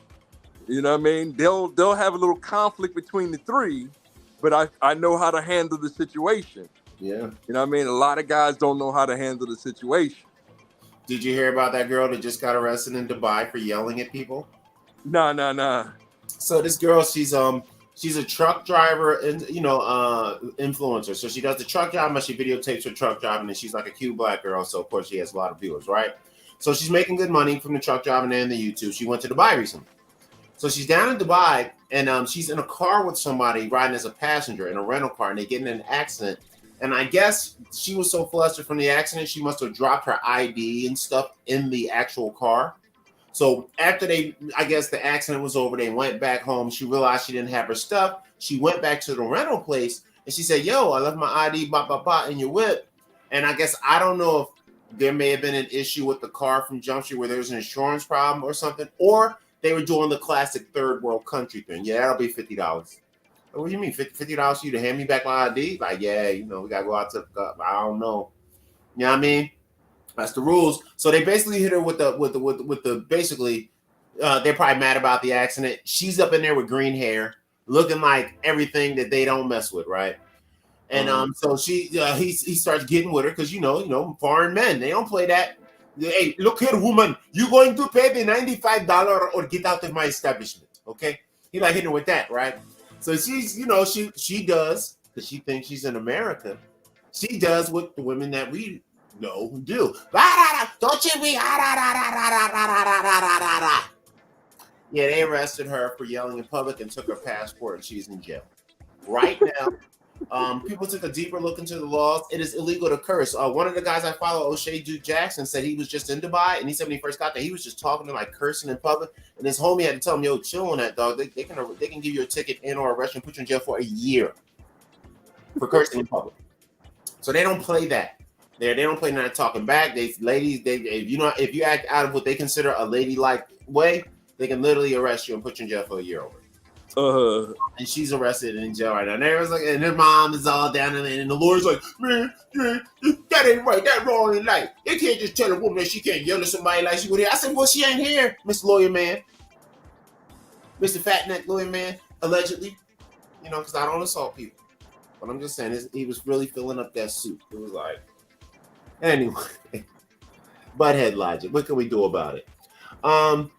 So what do you think as far as that? Do you think the technology has made the world so small now that basically a truck driver who thinks they doing something is going to... Because how many truck drivers you know? Because Uncle Tommy's a truck driver, carrying truck driver. Yeah, you ever remember him talking about we going to Dubai? You get what I'm saying? Best they want to do is go to Jersey. Do you think the technology has kind of made the world so small now that even people who probably make the same equivalent amount of money based on the time frame of life, then probably Uncle Tommy's making really good money. Him and Didi always look pretty good, right? So he's obviously was making. I think he was doing long distance, and then I guess he switched to local when he got older. But he was, usually making good money. I found out the truck driver. I'm actually mad my parents never told me about it before going to college. I'd have been a truck driver. Because, I just want to be the Jack from Big Trouble in Little China. Look here, partners. When you see a woman with two stomachs, you drive faster. You get me? 10-4. That would have been my life. Driving around the truck, seeing the country, talking stupid butthead stuff to people. And I'd have been making $100,000 a year at 18. With no student loans. And I love to drive. And I wanted to see the country anyway. Anyway. That's all right. I'll pay him back. They're getting a weird looking coffin. That's all I'm saying. That's terrible. That's terrible. It's a good bag bean. But anyway, jokes aside and whatnot. So technology wise, do you think technology has made the world smaller now where this type of woman who normally would go to Atlanta or maybe Florida, maybe Canada, maybe Mexico at minimum, or Bahamas. Do you think we've made the world so small now with technology that she kind of ended up in this situation? I'm really studying the globalist versus nationalist ideology fight or whatever. The conflict. Whether we like it or not, and that Threads app is a perfect example, Volo. The New World Order is here. We are one giant hive mind, and once we can get internet to 95% of society, it's going to be over with. I hear you. So my boss is a female, right? Of course she is. Even though she's smarter than you, Volo. Even though I don't, I'm at will, so I'm creating my right. own. You're at will ass and get fired too. You better keep quiet, boy. Well, I'm saying she's real passive aggressive in my eyes. I think that's feminine nature because women aren't direct. Indirect. I hear you, but I think she really will get in trouble because she'll come to me and say, hey, just clean this shit up, and I'll go. You mean stuff to be, politically correct or whatever, right? Mm. And I'm trying to explain it. So I have a, preteen adolescent son. I'm trying to curb him from using foul language, quote unquote, right? And she just looks at me like, okay, my apologies for cussing, and she'll leave me alone. Well, think about it. You actually could get a loss. Like, for example, if you actually were documenting every time. So let's say that happens 7 times a day, right? So after you did it, you finish cleaning the ish up. You go over and then you write, hey, 10:37 was told to clean this shit up. You don't say nothing to her about it. You log about 2-3 weeks or a month of that. You can take that to a lawyer and sue them or something. Yep. Because getting it on camera is going to be a little too obvious. That's going to people going to act right when they're on camera. But the way that you would have done it previous to technology would have been you would have took, just like how they have harassment and things like that. Technology helps with cameras and things, but the thing that really helps is documenting each incident. You know what I mean? And then that person, whoever you're accusing, has to go and say these incidents didn't happen. And if there's other people around to verify it happened, don't let there be audio or visual proof. You know what I mean? Stuff like that. Oh, it's over with. It's over with. But she's and she knows I don't give a fudge. You know what I mean? I'm just I'll share what the culture is. I accept all that, and I play that game with the algorithm and they being able to stay on the internet without getting suspended. Yep. for FaceTime day. Yep. But that's the whackness that is like that's the GTOOFWBS or whatever. Right? Oh yeah. Oh, dude, I just got a notice from Instagram from a post from back in like August of 2022 I made where I was like talking trash about something, and they I just got an update. It's like, okay, yeah, you can't go live for 19 days. Like, no, when I wasn't going live anyway. But the point is, how did you go back and find a post from literally almost a year ago and hamper my live over it? What? Yeah. They was doing that like back before. You remember before the pandemic when they really first started kicking in the algorithm, and everybody noticed that all of a sudden you had 4, 5, 6, 7, 8 emails in all your. They still doing it. Look, cars going off now. It's so loud the daggone cars is going off. Right? Not annoying one bit. Right? Oh yay, fun. God, they threw me off. What was I talking about? We talking about the AI analyzing our words and back pre-pandemic, if you remember, everybody was 6, 7, 8, 9 emails. Like, it was like, yo, you went to your joint. He's like, what's all these notifications? It's like this post from 2003, this post from 2007, this post from the day you were born. I said I wasn't even on Facebook. And I was like, we was like on Facebook jail for like 3 months, automatic. Yep. And then every week after that, you would get a new email. This post from 2014. This post from 2017. Dude, give your boy a pass, homie. Like, you shouldn't look back no more than like a year, minimum, and really 6 months. If you ain't get it back then, don't be all up in my backside. Just give me my new stuff, right? I bet you people have lost their accounts over it. Yeah. And I just got another one. I'm like, wait, y'all still doing that? It's been 3-4 years. I thought they stopped that. I hadn't got an old one like this in a long time. But I guess maybe they still go back a year. I don't know. Because it was from 2022. So I'm like, okay, whatever. Good luck, Meta. Shout out to Meta. Big bro. But yeah, it's different now. Now you got to play with the algorithm. But the cool thing is they do have those new apps like Rumble and Kick where you can go in there and say whatever you want, curse all you want, do what you want. There's a balance. Go ahead. But no, that was emo. But applying that concept on the job is so whack that so they doing that in the countries and that's what the quote unquote communist countries is like. You can't say that word, so I'm gonna lock you up. And it's like if we're headed to that as a global thing, then that means America's headed for the same thing, and we're not going for that. We're so linked that you won't, dog. There's going to be a time where we're so linked up with so many cameras and sound systems that if you say a curse word too loud in public with nobody around, one of the sensors will probably pick it up, hit your little ID tag, and then send you a ticket for it. We're going to explode trying to do that, man. Mm-hmm. We're going to explode. That's the future. We're going to explode. Well, I'm sure there's going to be a wasteland area where you can go live out in the dirt and with the non tech loving people, like, no, I refuse to get my chip. I'm gonna live out in the dirt in the sewers and be happy and free, and I'm gonna have unprotected sex, and I'm gonna do drugs, and I'm gonna punch people, and I'm gonna cuss. I'm gonna cuss all day. I'm gonna cuss for no reason. I'm gonna cuss even in church. Like that. That's that kind of attitude, right? Uh, Thought Crimes is another black media. That's my man Aaron. They got a nice YouTube page, YouTube show. He shared on Twitter Mhm. a couple about to have sex, and they went to pull out the condom, and the government was sitting in the room. It was like, "Oh, you can't use that. We're against that." Mhm.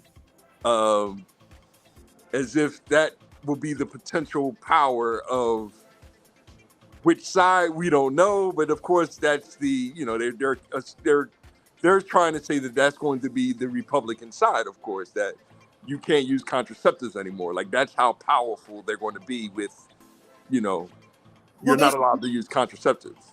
there's a reason why. That's why they have them revoking the abortion thing in several nationally, so it's a state's law. Now other countries are getting it.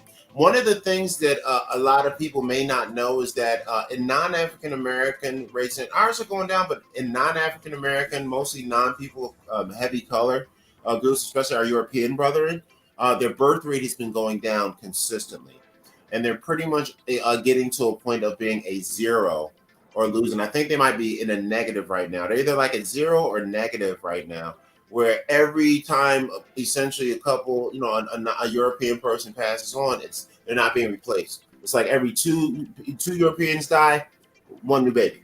That is like something like that happening right now. So you're going to notice a push in multiple countries, especially European countries, for birthing, for family stuff, and that's where you see all this pushing in the traditional conservatives, as they call them, the tradcons.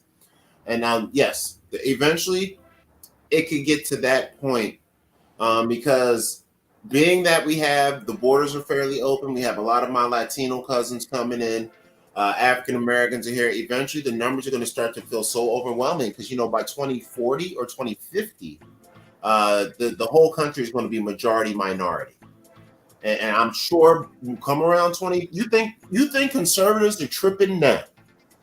Wait till 2035 come up and they start realizing, like looking around everywhere they go and realizing, like where all the light skinned people at? Like, hey man, I ain't got a 10. Like do it, They're still going to be named Negro Lopez, Yeah, but they'll be light skinned. yeah. Yeah. So that's the game. So that's going to be interesting. So that time is coming, and that's when, like, I'm telling you that's why I was thinking about, like, God, can technology help from a translator perspective? Because then there's no, hey, you have a language barrier, so you can't work with this group of people. But that's where I give. What was that? Oh, that's come on, Emo, stop playing around. That's where I give. What's Emo doing? He just played a tune or something. He trying to be down. He trying to be down. Shout out to Emo, man. That's where Sarge Willie Pete did one, colorism versus culturalism. Mm-hmm. Very good talk.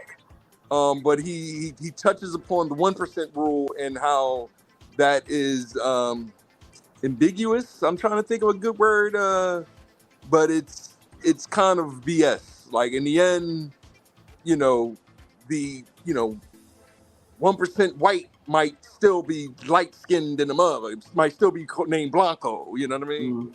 Mm-hmm. That's where Biden is kind of a hypocrite. Mm-hmm.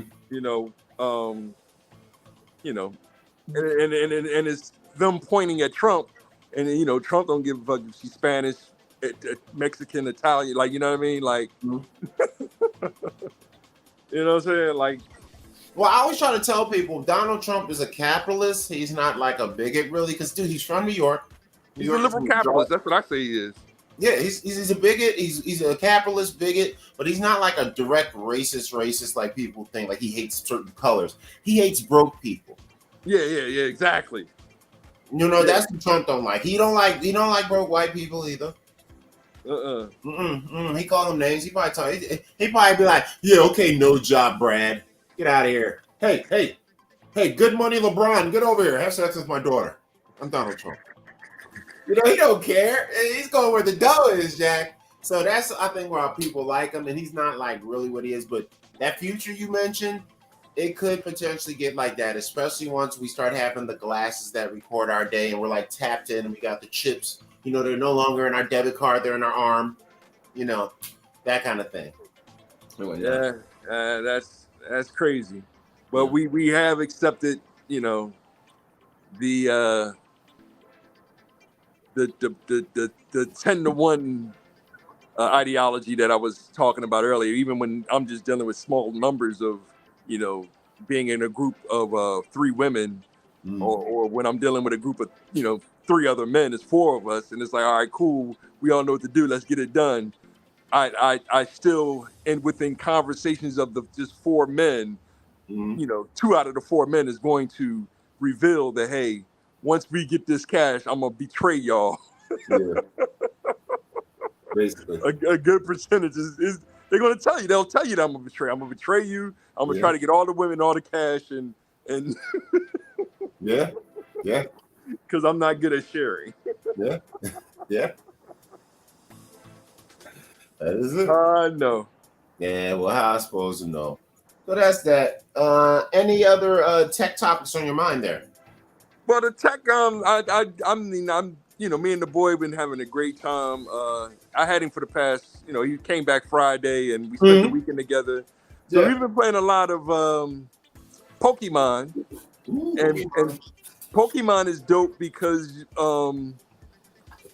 know, you're dealing with statistics, you're dealing with elements. So you want to know that fire defeats water, but at the same time you want to know hit points and things of that nature, and your percentage of health and all that good stuff. So statistics involved. It's a real good math game. It's one of the best math games available. It's a lot of mathematics behind it, and it's different types of mathematics. Like I said, there's something sacred about trying to figure out between, you know, which is best to use: air, fire, water, or gas, or whatever. You know what I mean?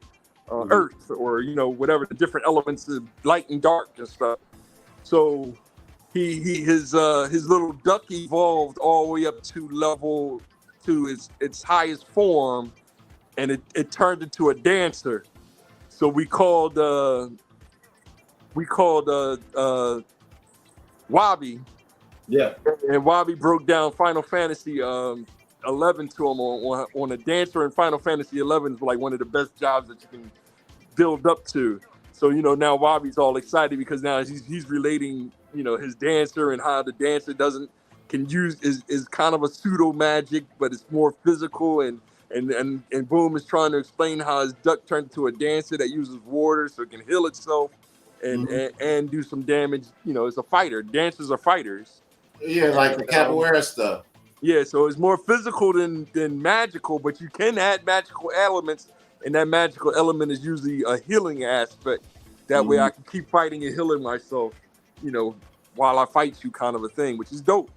You know, so yeah, I've always found dancing to be a healing experience. Personally, I've loved dancing my whole life. I used to go out and dance for hours. I didn't even care if anybody won. I would just go to clubs and dance all the time. So love dancing. I used to just feel so much better after 3 hours of just shaking my butt off. I used to love it. I used to love it. I even used to go to you remember that club? What was that? Club Shampoo in Philly. They had the downstairs part that was hip hop, but then they had the upstairs part, and you know they was bumping, you know, this kind of stuff. I'm up there. You mean nah. Not Shampoo. You mean on Spring Garden? I think it was called Shampoo. They had the downstairs and upstairs, John. Shampoo's the joint was downtown. I never went there. The one that had the 3 levels. That wasn't Shampoo. The one with 3 levels. Yeah, it has the multiple levels. Like there's a hip hop room downstairs, and they had like a really big open room upstairs. Palmer's. That's like Palmer's. That's Palmer's. No. The Palmer. Yes, the Palmer's on Spring Garden. But if you remember, if you went down either one more block or made a right turn kind of where that PNC Bank is at and drive down towards the highway, Down there's a Center big City. ass factory building. Yeah. Oh, that was electric factory or whatever. No, it's across the street from the electric factory. So the electric factory's on one side. On the other side of the street, it's like a big ass white building that looks like a big factory. That's Shampoo. Yeah, I never went there. Yeah, oh man, Shampoo was I only went there for like a hip hop job or so, and then I went upstairs one day drunk, and because I just heard, I said, "What's upstairs?" And then number one, the downstairs room is small, so I said, "All right, well the hip hop room's cool, this up there, but it's whatever." So let me see what's going on up here. What else is going on? I went upstairs. It was like 3,000 white people up there. Ooch, ooch, ooch, ooch, ooch, ooch, ooch, ooch, ooch. I was like, oh, I don't even know what they told me. I'm gonna get drunk and dance to this. I used to go throw down up in there, boy. Hear music I never heard before, so even if it's old to them, it's new to me. Oh, it was great. That was the good old days, man. Okay, that's something in such good shape now. Dancing is life. It's part of our alien heritage to dance and be in rhythm and in tune with the universe and the sun. So that's that. I know. So anything else in the Pokemon Zelda gaming report? Zelda I'm supposed to be playing right now, but I have to say that for tomorrow's show. I'm over here just looking through, data. The other game that we played that I wanted to mention was Othello on the, so we played a classic game of where you flip the tokens. You get a token with one side black, one side white, and you flip the token to try to have the most of your color on the screen at the end of the, Oh yeah, I remember that game. I never played it, but I remember that game. Yeah, Shelley Wells used to have one. Yeah. I used to just look at it like I ain't playing this shit. Yeah. This we used to try to. She used to try to teach us how to play, but I think she was cheating on the rules. But I don't know. And backgammon, I couldn't do it. I just wanted to stack the chips up by the points and be like, all right, king me. What? That's not how it works? Oh man, this game's stupid, Jack. Me and Wayne used to play backgammon all the time. So, but yeah, I'm trying to teach some board games too now. So I have a virtual board games called 51 Games that I'm trying to teach them that, and then we have the actual board games. So instead of pulling out the electronics, I'm gonna start pulling out the actual chessboard and shuttering and us playing it the old-fashioned way. Yeah. But introduce them using the Switch. Yeah, I just thought of a really cool movie idea. You know how you got the backgammon, the board games that pretty much nobody plays anymore unless they're like super traditional and forced into it, right?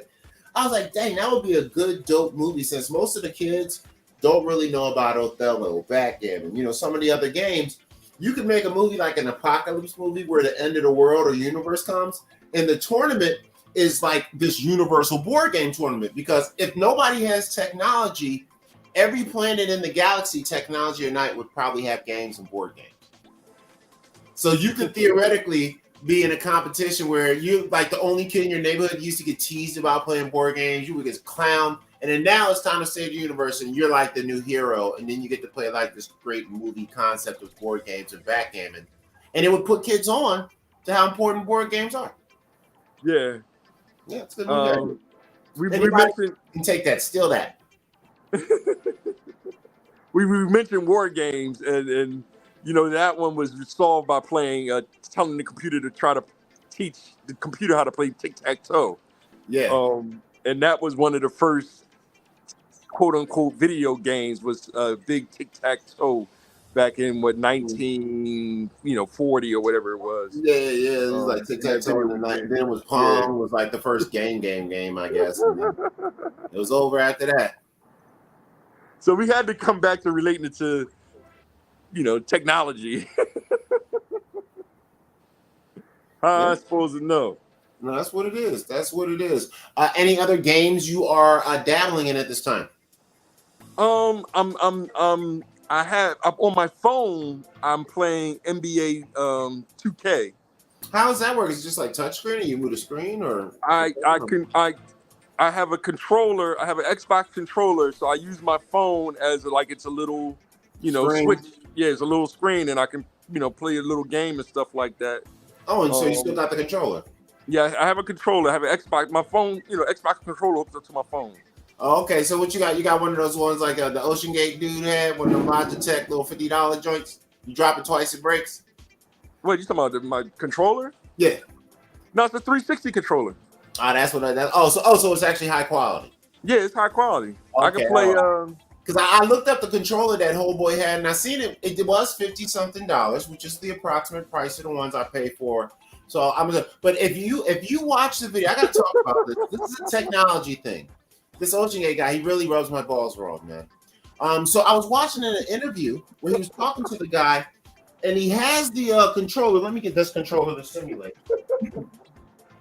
Now, if anybody out there plays games, you know about the quality of Logitech controllers. They make great computers, great screens, great cameras, but you know about the quality of Logitech controllers. Dog, he was talking to the dude about the sub. You know what he did? He was like, yeah, such and such and such. Then he went like this. He just threw the joint on the ground. I said, yo, you do that twice with a Logitech controller?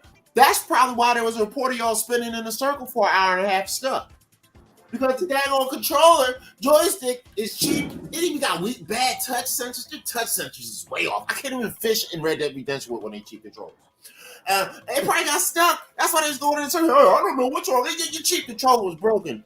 That's why you got blowed inside. Allegedly. All right, we're done right. That's my technological.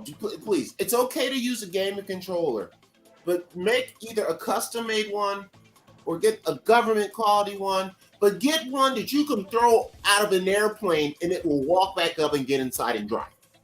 If it ain't that good, if you didn't spend at least $1,000 on your controller for your $1 million sub, you're tripping. Use a joystick, but please don't use the same one that I use as I'm getting shot by some kid in Modern Warfare 7. All right? Especially a cheap one. You know, it didn't react right. How you gonna drop a $1 million sub with a controller that if you drop it just like that a second time, his controller broke. Like one of the buttons gonna stop working.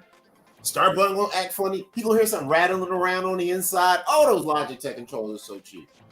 I had to get that off my chest. Shout out to gamers who know about Logitech and how cheap Logitech controllers are. And he had the nerve to be throwing it on the daggone like for the sub. Like ha. Like he's throwing on the pad pool. I said, doesn't he know that you drop a Logitech controller twice? Something inside's gonna pop loose. But go ahead, go down to 14,000 feet like that. I'm sure it'll work out. All right. Sorry about that. RIP to all he's lost. That is a tragedy. Nobody should be lost due to non-regulation and Logitech controllers. Shout out to Logitech. You make great products. All right. Any other topics there, VOLO? Yeah, we don't want Logitech to cancel us. I know. Shout out to Logitech, man. I'm gonna buy 3 Logitech controllers. They're only $1 a piece. I like their keyboards. Like I said, everything else they make work good, but man, I don't know about getting me a Logitech joystick for no $1 million sub. Cause now that was not the reason the sub had issue. Nothing went wrong with the joystick. Let me give Logitech that respect. It was not their fault, whatever happened. But I will say, I heard about the incident with them spinning in the circle. Then I'm seeing the guy drop the control on the ground. I'm like, oh my God, this fool done knocked something loose in the daggone joystick. He said he had to hold it sideways to get back in. He had to use it like this or something to get back up right. Which tells me something fell out of place because he tossing it around like a baby. You 60-something years old and a billionaire. You don't want to spring for nothing more than a $50 controller? That really upsets me, man. He buys He buys meals that cost more than that. Like something he's going to eat and poop out his butt in several hours. He's probably spent $300, $400, $500, $600, $700. But the controller for his $1 million sub, he wanted to spend $55. All right, I'm over it. And he took that 19-year-old boy with him. I think that's what really gets me. Yeah, I don't care. We should allegedly potentially eat the rich anyway. So what we need to do is just split up all that money he got left in this party. But you never want to charge on people. But if they happen to go, let's split up the money, y'all. That's my attitude. Let's split up the money. Is that's terrible? Is that bad? Is that Butthead bad? Sir Butthead? Is that not Sir Butthead classy? Excellent, excellent. Any other topics there, Volo? On the gaming or Zelda or anything like that? Or you have to play Zelda in a minute, right? Yeah, I ain't play Zelda. I'm gonna play a little bit. I hit my man Duck up today. He said he still ain't get it yet.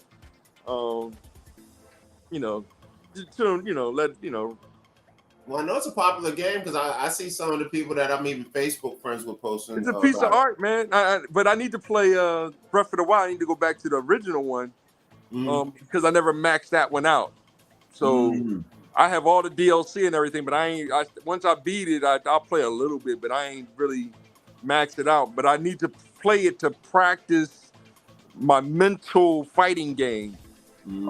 Because I'll come up against 5 guys and I don't know what to do. Sometimes I'll be like, yo, I'll be trying to muscle them and only got 6 hearts, and that's not, or 7 hearts now. That's not gonna cut it. Nah. They work. The AI is turned up on this one a little bit. They'll be like, okay, yeah, swing on my man, and then they creep up behind me and hit me in the back of the head with a pipe. Damn. Now, did you have the option of picking like easy, medium, hard, or any of that kind of stuff with this game?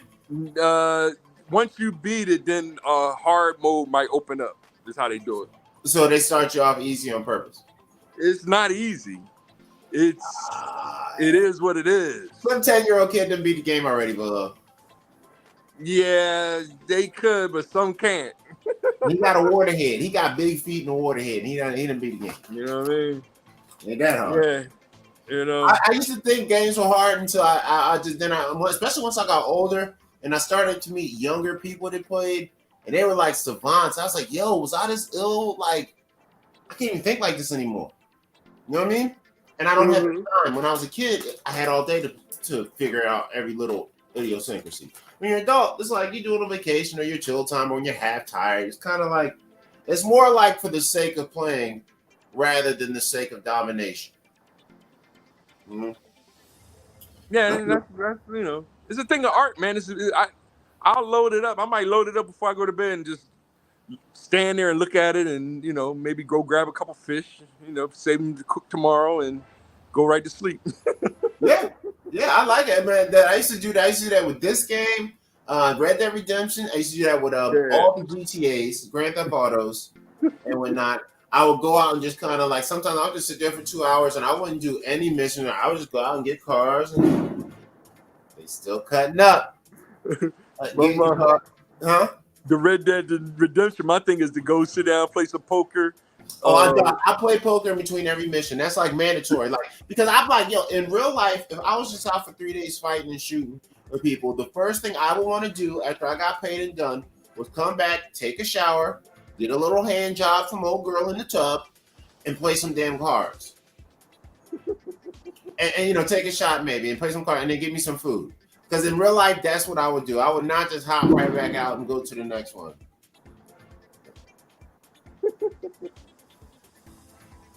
So that's what I'm waiting for in Grand Theft Auto 6. Mm-hmm. In VR, that's the game. That's the next level. It's virtual reality, you mean? Yeah. That's the game. So wait, what does NVR stand for? You said in VR or NVR? In VR, with a VR headset. You said NVR, like Nouveau Voice Reconnaissance. I don't know. I thought it was some crap like that. No, in one of the VR headsets. Nice.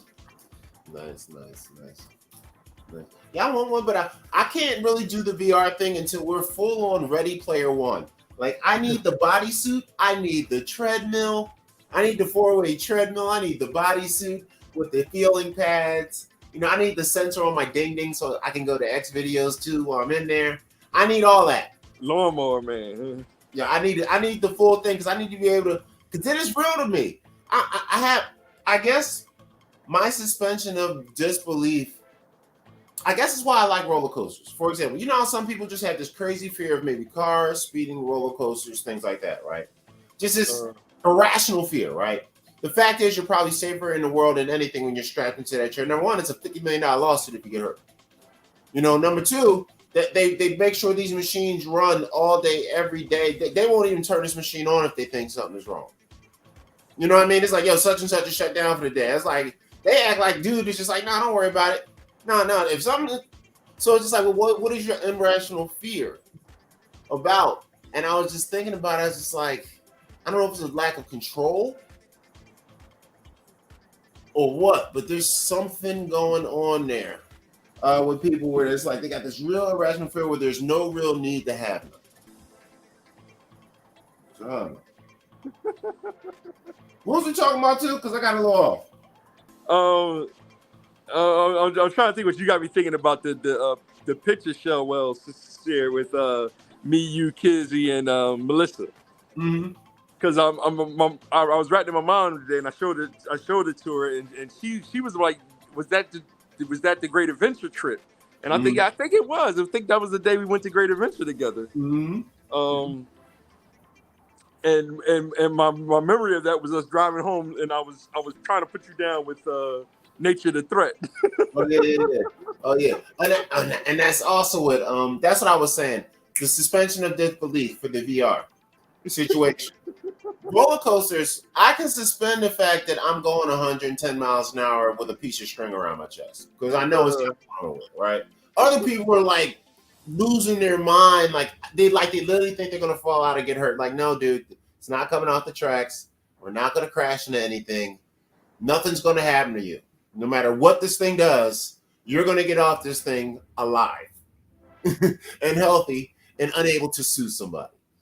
So VR is like that for me. The fact that I can be surrounded all in the glasses, I need more because if I know I'm sitting in the chair in my own house, ain't no game going to be that real. Yeah. I don't care what I'm seeing on the screen. I don't care what I can do with my gloves. If I'm sitting in the chair in my house, I know for a fact my butt is in my soft, comfortable chair. Party's over. I need to be literally feeling like I'm up in the woods and I can run and be scared and all that. You know what I mean? Yeah. And do like a minimal jump. I still know it's a game, but it'll be more real to you when you can actually run full speed in the crib. Like you can actually turn in the treadmill rocks with you so you can actually run. That's dope. Yeah. Even if you're strapped into it, I wouldn't mind, but I need something that gives me full body suspension of disbelief. The minute I'm sitting in the chair and it's like I gotta run by pushing forward or pushing the button, the party's over. Yeah. Now you gotta be something in a harness or something that's suspending you. Dude. Yeah. Like it might as well be a joystick and a TV. If I gotta push forward to walk or move around like that, that's why I don't get why everybody be so hyped. How these games are so real. I was like, yeah, but you're not walking. You're pushing a joystick to walk. It's already corny to me. Like but it's dope. The games are cool. I get the concept. But it's gonna be a while. But I do see the 4D experience coming real soon. Yeah, I need that 4D. Oh, don't let them get some kind of system you can put in the crib. They got the water spray and the fog and all that too. And oh my God, that would be next level. They do have chairs already, so you just buy the chair and you'll experience the 4D X kind of a thing in your own home. No, that's already there.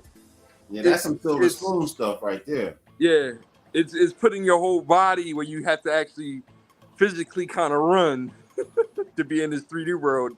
That's gonna be a little while, but it's gonna be dope when we get there. Right. You know what I just thought of when you mentioned that, and I said silver spoons. They never tried to do a spinoff with Alfonso Ribeiro because he was Carlton. He ended up being, the son of a lawyer that lived in a rich neighborhood, which theoretically would have lived near. And he probably would have went to school with Ricky Schroeder, right?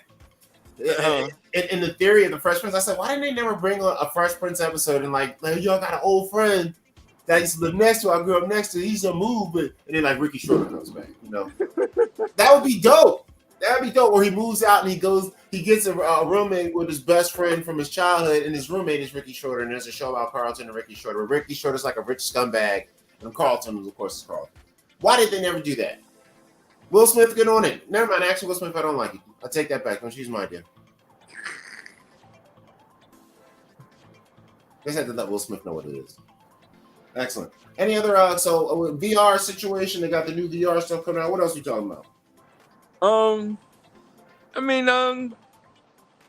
Okay, we still good. I I do want to catch the store in the next before 11, but I'm good. What time frame are you looking at? Because you got to remember it's early here for me, so I'm whatever. Oh, it's 10 after 10. The store closed at 11, so another 20 minutes or whatever. All right, so cut it to 30. Yeah.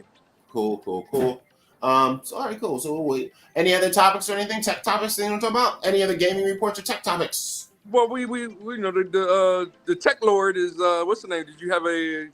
You gonna Oh bring yeah, him up or I'm anything? just trying to exhaust the topics before we got into it. Oh, okay.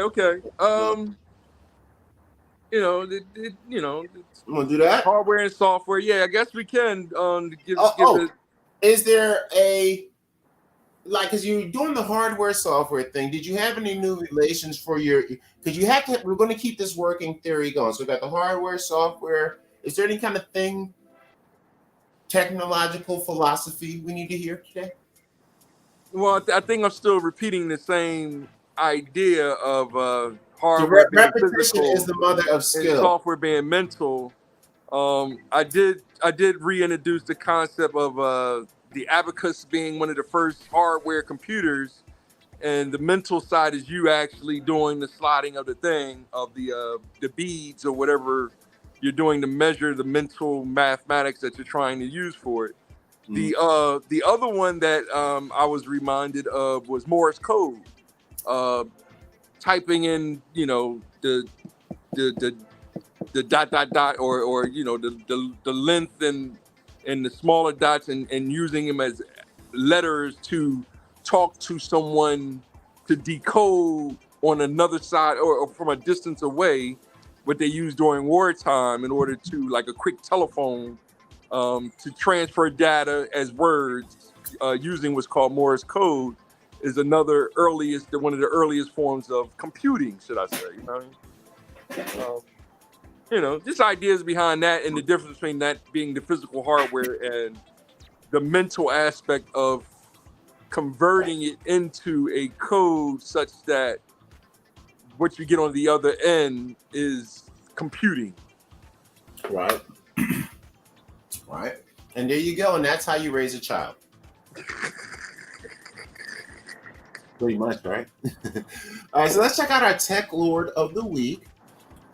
We got our guy. Our Tech Lord of the Week is Shigeru Miyamoto. I found a video. We're going to do the review of the video. I'm trying to add this to our bios and stuff because that makes it a little cool, a little multimedia. I think I got my fair use thing down a little bit. So it's only about 11 minutes long. We'll watch some of it. Make sure you go check out this page, Treesicle, where I'm getting this from. It's called The Historic Rise of Shigeru Miyamoto.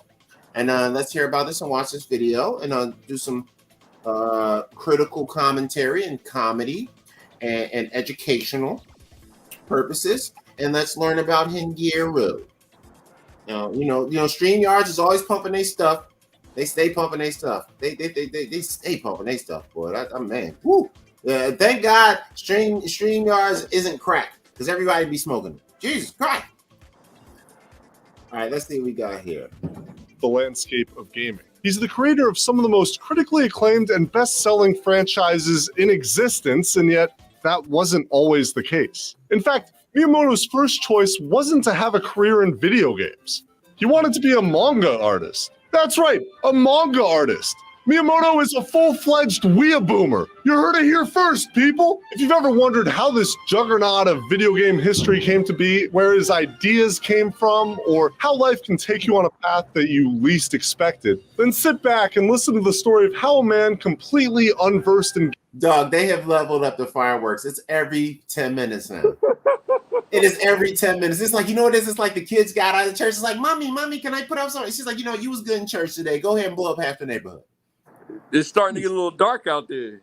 It's only, dog, VOLO, it is full sunshine. Full sunshine. Like, it's hot burning my skin. No, it's not starting to get dark. It's going to be dark when all the smoke comes from all these bombs they setting off. They setting off nuclear weapons outside. Jesus Christ. All right. I had to interrupt because they was really tripping me out. Shout out to Shigeru Miyamoto and this young gentleman from Treesicle, who's giving us a topic on that guy, a little warm up on our Tech Lord of the Week. Gaming became one of its founding fathers.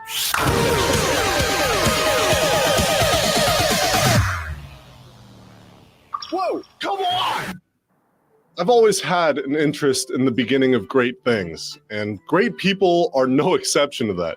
The first time I ever saw Miyamoto in person was at E3. And when I say saw, I mean saw from afar. I definitely didn't get a chance to meet the guy because Nintendo had him surrounded by all these Secret Service-style dudes in suits. He was like standing in the middle of a dozen guys who were all in a diamond formation with earpieces, and I kept Why are they using the Donald Trump joint? And my old boy is silly for that. Dog, every 5 minutes. Yo, that one is still rumbling, bro. Like it sounded like thunder. It was so loud. Dog, I still hear it rumbling. I think that might have been an actual nuclear missile. So if I get disintegrated in the next few minutes, it's because one of my neighbors got plutonium. Grenade. Yeah. expecting one of them to hop to the side and be like, the dude is that important. Ever since that small encounter, I've always wondered how he's gotten to the point in his career where he's treated like the dictator of a small nation visiting foreign soil. And the answer isn't quite what you'd expect. Miyamoto was born in the town of Sonobe, a small rural town to the northwest of Kyoto, an area of Japan known for its traditional historic roots. And remember, this is in 1952. No computers, no cell phones, no video games. We're basically talking about another planet compared to now. For reference, Pong was released in 1972, Pac-Man in 1980. Our little Shigeru didn't have anything to entertain him like we do today. And when you have nothing to do, your parents kick you outside so you'll stop bugging them. And it was the outdoors that gave Miyamoto the inspiration to make generations. I just want to say, if you're a parent, do that now anyway. Kick them outside. Make sure their phone is about to be dead. So when they get out there, it dies immediately. And then they'll be forced to play. That's the game. Of gamers stay indoors. At a young age, Miyamoto began to explore the surrounding natural areas of his home. On one of these expeditions, he came upon a cave, and after multiple days of hesitation, he finally went inside, which eventually led to more cave expeditions. These old memories of exploring caves near his childhood home became the initial influence for The Legend of Zelda. Making a game that's essentially exploring caves to see what's inside has become one of the top. Now, did you know that, VOLO, that this is the guy who made Zelda, I guess? Yep. So did you know that he came up with the concept of the game because he used to explore caves as a kid? Yep. Wow, I didn't know that. Look at you, knowledgeable. Top-selling Nintendo franchises. It's a unique mind that can take something so ordinary, something that thousands of... I still remember first playing that game. If you look at it now, it looks like crap, man. That game was as next level as the version you're talking about now to me. Yeah. Like the caves and the secret walls and the secret passages, and then oh man, and upgrading the swords and finding the different weapons and all that. Oh man, that was one of the first drones with the upgraded weapons. It was like they took the whole Asian concept of a lot of stuff and brought it to American gaming. Of people have done, and see the massive potential that a simple idea can unleash. Once Miyamoto grew up, he went to Kanazawa Municipal College of Industrial Arts. He graduated with a degree in industrial design, and much like many college graduates today, never used that degree. He had no job lined up after graduation, and I want to make a point about America. I think 80% of people don't use their degree. VOLO, did you get to use your specific degree for your job ever? I'm just starting to use it. So that would be a no. Because you own a house. You didn't buy your house just starting, is my point with that. You bought your house with not your degree. That basically is what it's. Man, dog, I think World War 17 might be going on. I might have to put on a flak jacket and buckle down and get my water together. Because it is every 2 minutes, Jesus Christ, I'm about to go outside. I'm waiting for the show. I wish they'd say this tonight time because it would have been pretty at night. But I guess the whole concept is the fact that it sounds like literally grenades going off. It's echoing through the buildings. It's go boom, boom, boom, boom, boom, boom, boom, boom. That's a firework. Jesus Christ. All right, back to our guy Shigeru Miyamoto from our report from Tricycle. Wanted to draw manga. And while you might laugh, this desire to draw manga might be the most important reason we play the video games that we do today. Miyamoto was influenced by manga's classical Kisho Tenketsu narrative structure, which is essentially a 4-act breakdown to the plot. Introduction, development, clue used in manga and Chinese poetry, but Miyamoto revolutionized the idea by slapping it in video games. Here's a simple breakdown of the part. Remember I said he added that Asian twist. You know what? I watch it. I don't know if you got the Prime or like you watch like you said you might watch what's that Tubi or whatever. Yeah. Yeah, I Can can you hear hear me? you. But if you watch that, you might come across some of those Asian movies. So they'll look like a legit movie, but it'll be like all Asian or whatever. And if you notice, all those movies are like that. They got the initial thing, they got the plot, and then there's always like this crazy twist in the middle that adds like a whole nother hour. It's almost like the same plot they use for Marvel now. And that's what adds the last hour. That twist he talks about, that adds the hour. Yeah. So remember how we talking about writing? Yeah. See how he's got like an actual plan? It's not just putting words on paper. He actually has a plan, you know. And if you think, hey, I'm writing a 2-hour movie, right? Each page is 1 minute. So you'll say, okay, well, I'm going to make the introduction part 15 pages for 15 minutes. Then I'm going to make the other part like 45 pages for 45 minutes. So now I got an hour movie. Then I'm going to make the plot twist 30 pages for 30 minutes. And then I'm going to make the conclusion the last 30 pages.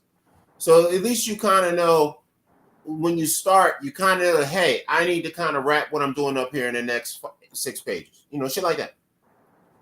So that's a good example of how to write. If anybody is listening, if you're in writing movies or TVs or you're interested and you're like, I don't know where to start. What he just said is have a plan and just follow the plan and just plot it out mathematically. As VOLO would tell you, plot it out mathematically based on 1 page a minute. If you want a 2-hour movie, or if you want a 3-hour movie, you know, knock yourself out. But I'm going for the hour and 45 minutes. That's the minimum. That's me. In the introduction, you introduce the characters. I want 93 and a half minutes on it. The time period if necessary, and other important knowledge to understand the story. Development is straightforward. Characters progress on a fairly linear path to the twist. The twist is the climax. Something unexpected happens. It's the crux of the story, and of all the turns the narrative can take, this is the biggest. And the conclusion just wraps it up. If you look at a lot of Mario games like Super Mario Galaxy or Super Mario 3D World, they use this structure. You can also see this in a lot of boss levels throughout gaming. The boss is introduced to you at the beginning of the level as the introduction. You progress through the level to the boss fight, or you progress through the boss fight until the twist. A second stage or something you didn't know was going to happen happens, shakes up the gameplay. Then you beat the boss and get your conclusion. When Space Invaders released, it inspired Miyamoto to get into the gaming sphere, and he brought along the idea of giving a game a story. However, he didn't just walk into the Nintendo offices and start designing games. At the time, Nintendo was a relatively small company that primarily sold playing cards. In the 1960s, they began to branch into toys and games. Ooh. Now, you'd expect... Question, similar to how Rakim introduced personality and twist that didn't even rhyme to the game, is Miyamoto the Rakim of gaming by adding stories in the twists? Kinda, yep. Dude, hip-hop. Hip-hop. You don't stop. Back at it. To hear a story of Miyamoto just going on in and blowing the Nintendo execs away with his creations. But in reality, he needed help to just get an interview. His father was able to ask a friend for help, and thanks to that friend, Miyamoto was granted an interview with the president at the time, Hiroshi Yamauchi. Just goes to show that whether it's 2020 or 1977, getting a job is more about who you know than what you know. And further success is based off of how you approach the job once you get it. So take note and use those connections that you got, people. Miyamoto showed Yamauchi some of his toy creations and was hired on as an apprentice in the planning department before eventually becoming the company's first artist. He went on to do the art for Nintendo's first coin-operated arcade cabinet, Sheriff, in 1979. So he worked with Nintendo. Pause. Do you remember that game, VOLO? Let me go back to that. Where is it at? Sheriff. Where was that? See, I done missed it already. I don't know. It was right around here somewhere. Where is it? Where's that picture at? What game was it? It's called Sheriff. Let me see if I can showed Yamauchi some of his toy creations and was hired on as an apprentice in the planning department before eventually becoming the company's first artist. He went on to do the art for Nintendo's first coin-operated arcade cabinet, Sheriff, in 19... Sheriff, huh? Yeah, can you see? Let me move on. Let me change the picture so you can see it better. Let me change it. Matter of fact, I'm gonna just put this up and get this title out of here. Where's my title? Everything's all in the way. All right, let me get that. Can you see it now? Yeah. You remember this? Nah. Yeah, 77. Yeah, sure, I was 2. Damn. All right, back to the video. Shout out to Treesicle as we get back to review on their video. Make sure you guys go like, share, and subscribe to their page. 1979. So he worked with Nintendo for 2 years before even touching a video game. And when he did, it was only to do the artwork. However, the next year, he helped develop their second arcade game, Radar Scope, which essentially looked like a less daunting and faster version of Space Invaders. Unsurprisingly, Radar Scope was unable to break into the Western market, leaving Nintendo with a hole in their pocket of unsold cabinets and putting them on the verge of financial collapse. In times of adversity, people will either fold or rise to the task. And this is where Miyamoto's spark turned into a fire. In this dire situation, Nintendo... That's low-key funny. They tried to bite the style of Asteroids and or whatever that other game was. And it's like, why don't you want our Asteroid playing everything? We have a story. Nah, you biting the style, son. We ain't having it. Not selling a box. Your opinion on that? Well, you got to see what he's about to do with the overstock. Nintendo's best bet was to take the unsold units of Radar Scope and convert them to a new game. And whatever that new game was, had to sell. Otherwise, it was curtains. Miyamoto, more like Mia no go. Got it! Woo! That's a joke. So, Nintendo was very close to folding. Yamauchi gave the task of creating a new game to Miyamoto, but not out of faith or respect. In Miyamoto's own words, he was given the job because, quote, This kid's funny. no one else was available. Can you imagine being given the job of creating a brand new game for all these unsold cabinets? Oh, and you need to do it because everybody else is busy. So good luck. Oh, and by the way, the company might go bankrupt if you don't succeed. So have fun. Yeah. Sounds terrible. Miyamoto had a ton. You know what's very interesting about a lot of the successful companies from the 80s? This was basically the same thing that happened with Nike. Now, with that Air thing, remember they were in the hole. They were going down. They were only holding on to running shoes. They were about to pretty much go in the hole, and they basically threw it to the one homie that was kind of an idiot to make them the shoe of shoes and this idea, and they did the whole Jordan thing. So this guy is kind of like the Rakim / Michael Jordan of the game. Would that be fair to say? He's the man. It's the tech lord. Well, there you go. I guess that's why I call them tech lords. That would make sense now. Of different ideas, but settled on a love triangle between a carpenter, gorilla, and a girl. This, of course, became Donkey Kong. The original intention was to make the cabinet comic book characters, specifically Popeye, Bluto, and Olive Oil. Like, no joke, Mario was supposed to be Popeye, but Nintendo failed to gain the rights to Popeye, so Bluto turned into Donkey Kong, Olive Oil turned into Pauline, and Popeye became an overweight carpenter with a mustache. Miyamoto has also mentioned King Kong and Beauty and the Beast as influences for his business casual gorilla. And so, Donkey Kong revolutionized gaming. It's credited as the first video game to have a plot. And sure, that plot was pretty short and really stupid, but it was there. And having a story gives people a connection to the characters. It's not surprising you can find more to relate to with Donkey Kong than Space Invaders. A small... That first Donkey Kong was the first game with the plot? Well, the Space Invaders had a plot, but it was, Well, he said it. Space Invaders inspired him because he said it was the first game he played that kind of had like a story. But I guess this was Nintendo's first game with the plot, I guess you would say, with Donkey Kong? Space Invaders doesn't end, right? I don't know, probably not.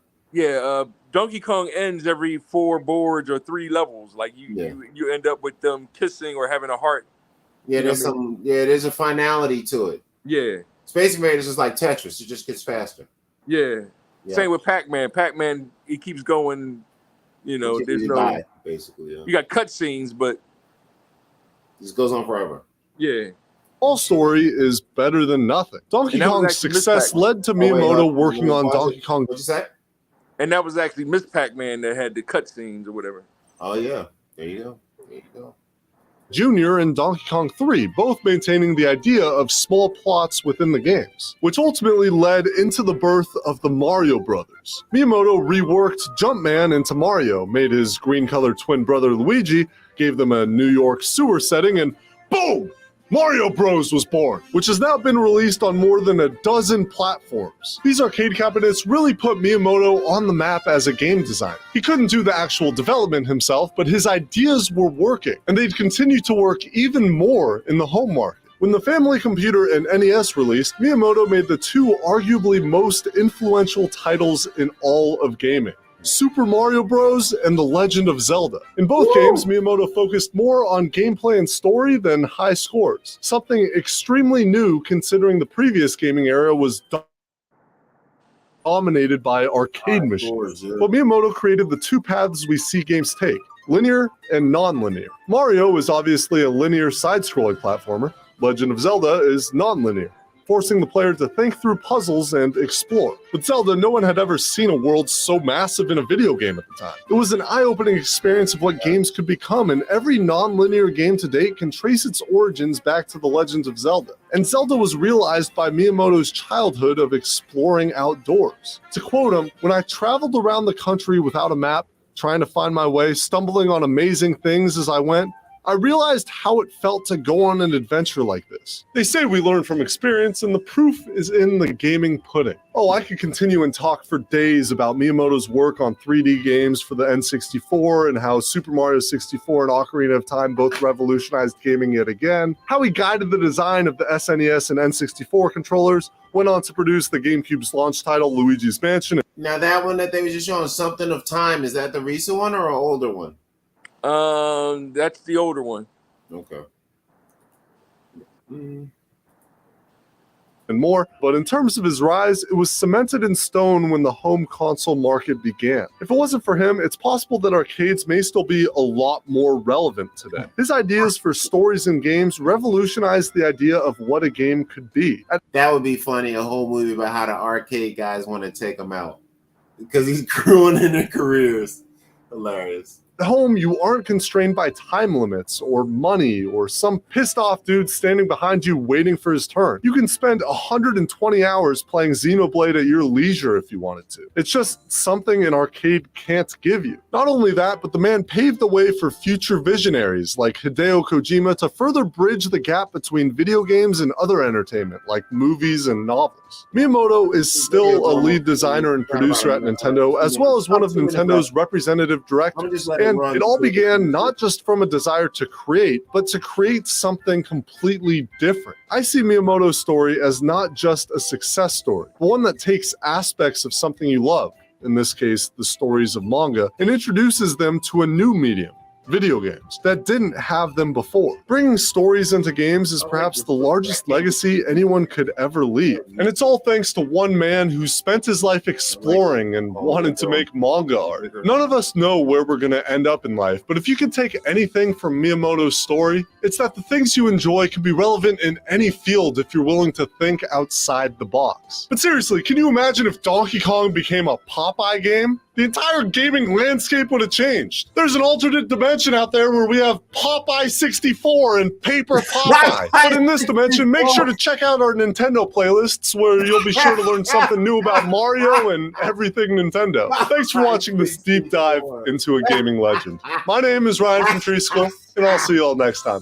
Toodles! That is hilarious. That kid's a funny guy, man. Yeah, he's funny. He did a good job. That was dope. Okay, shout out to Treesicle for being hilarious and informative. So that was our guy, Shigeru Miyamoto, used the concept of Popeye from Mario Brothers in his childhood of cave diving for Zelda. Should we do word of the day? Word of the day. Oh yeah, Ziggy. SAT. What's the word of the day? Okay, here is the word of the day from the SAT Word of the Day skill. Today's SAT prep word of the day is fortuitous. It means happening by chance, and it's spelled Fortuitous.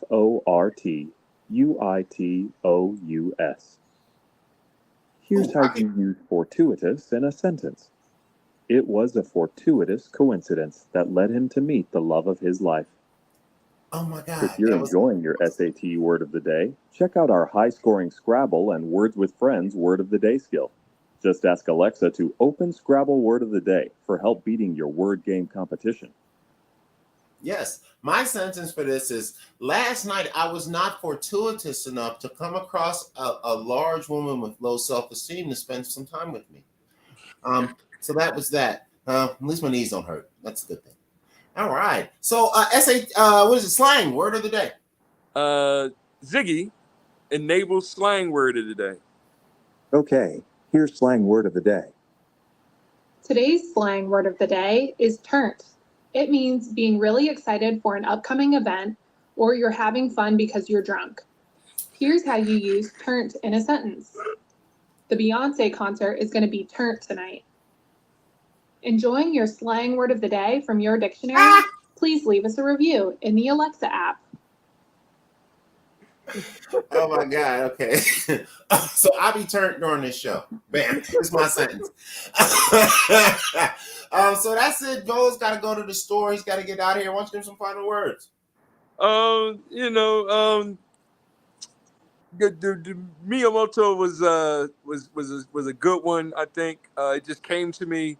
We try to understand the difference between art and science, I guess. If I'm trying to blend the lines. Of course, the question even with movies at one time was whether or not it's art or not. Siskel and Ebert used to argue that it is, but then art would start arguing that games wasn't. And now we're in a phase where games are bigger than what anything Hollywood's doing. So that Mario is a big time movie. The writing and everything is still for kids. But with Zelda, I think they might be working on that movie next. That'll be more of a story, That's a gonna be a stronger fire story movie. base. Like that'll be a doper movie that might be even closer to what Toy Story or the ones that they.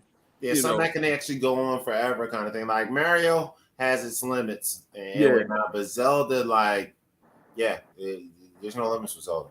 Yeah.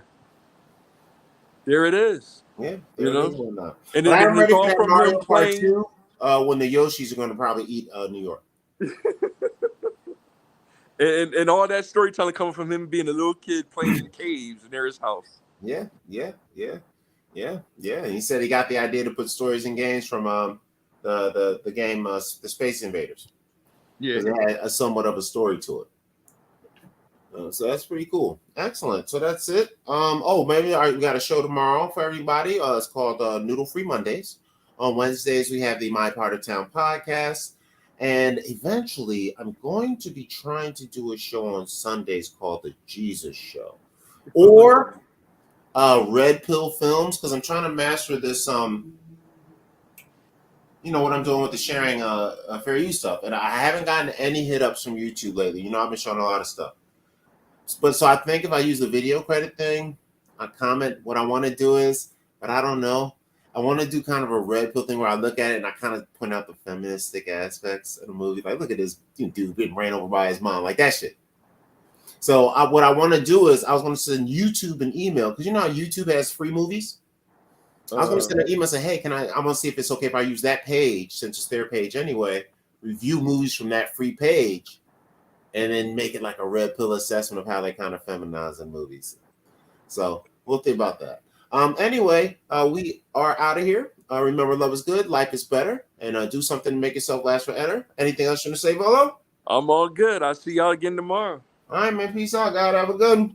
All right, do the same. What time is it? I'm gonna play a song before we get out of here, just cause. Play my new song. It says I'm no.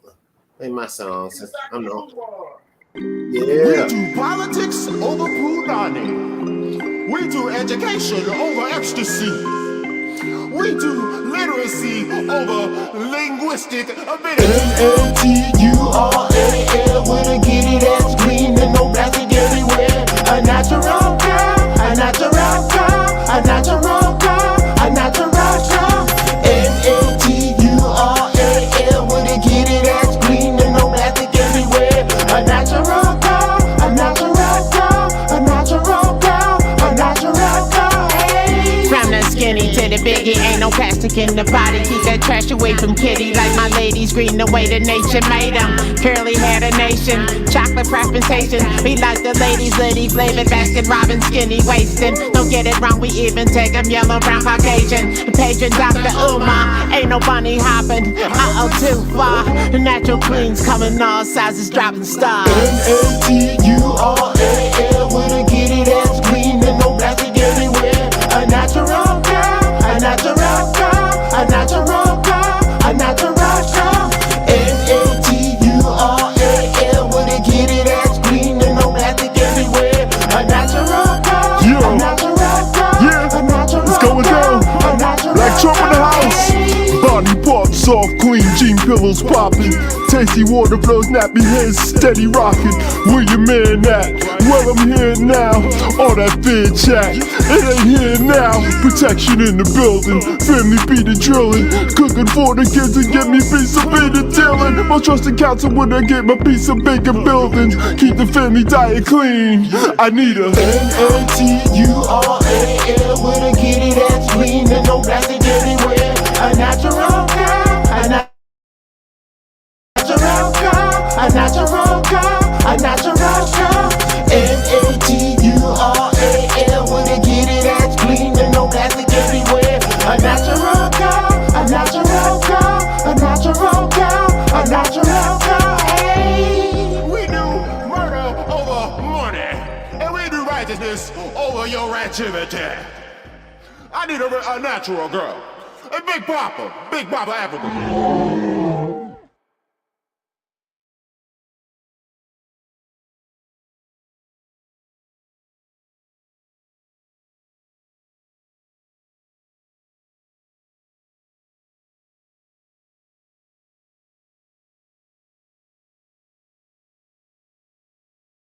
Love is good, life is better. Do something that's going to make you last forever. And this is the end of VOLO and Butthead's Tech-A-Pollooza, or VOLO and Sir Butthead, or So VOLO, whatever we call ourselves. We're out of here. All right, Butthead.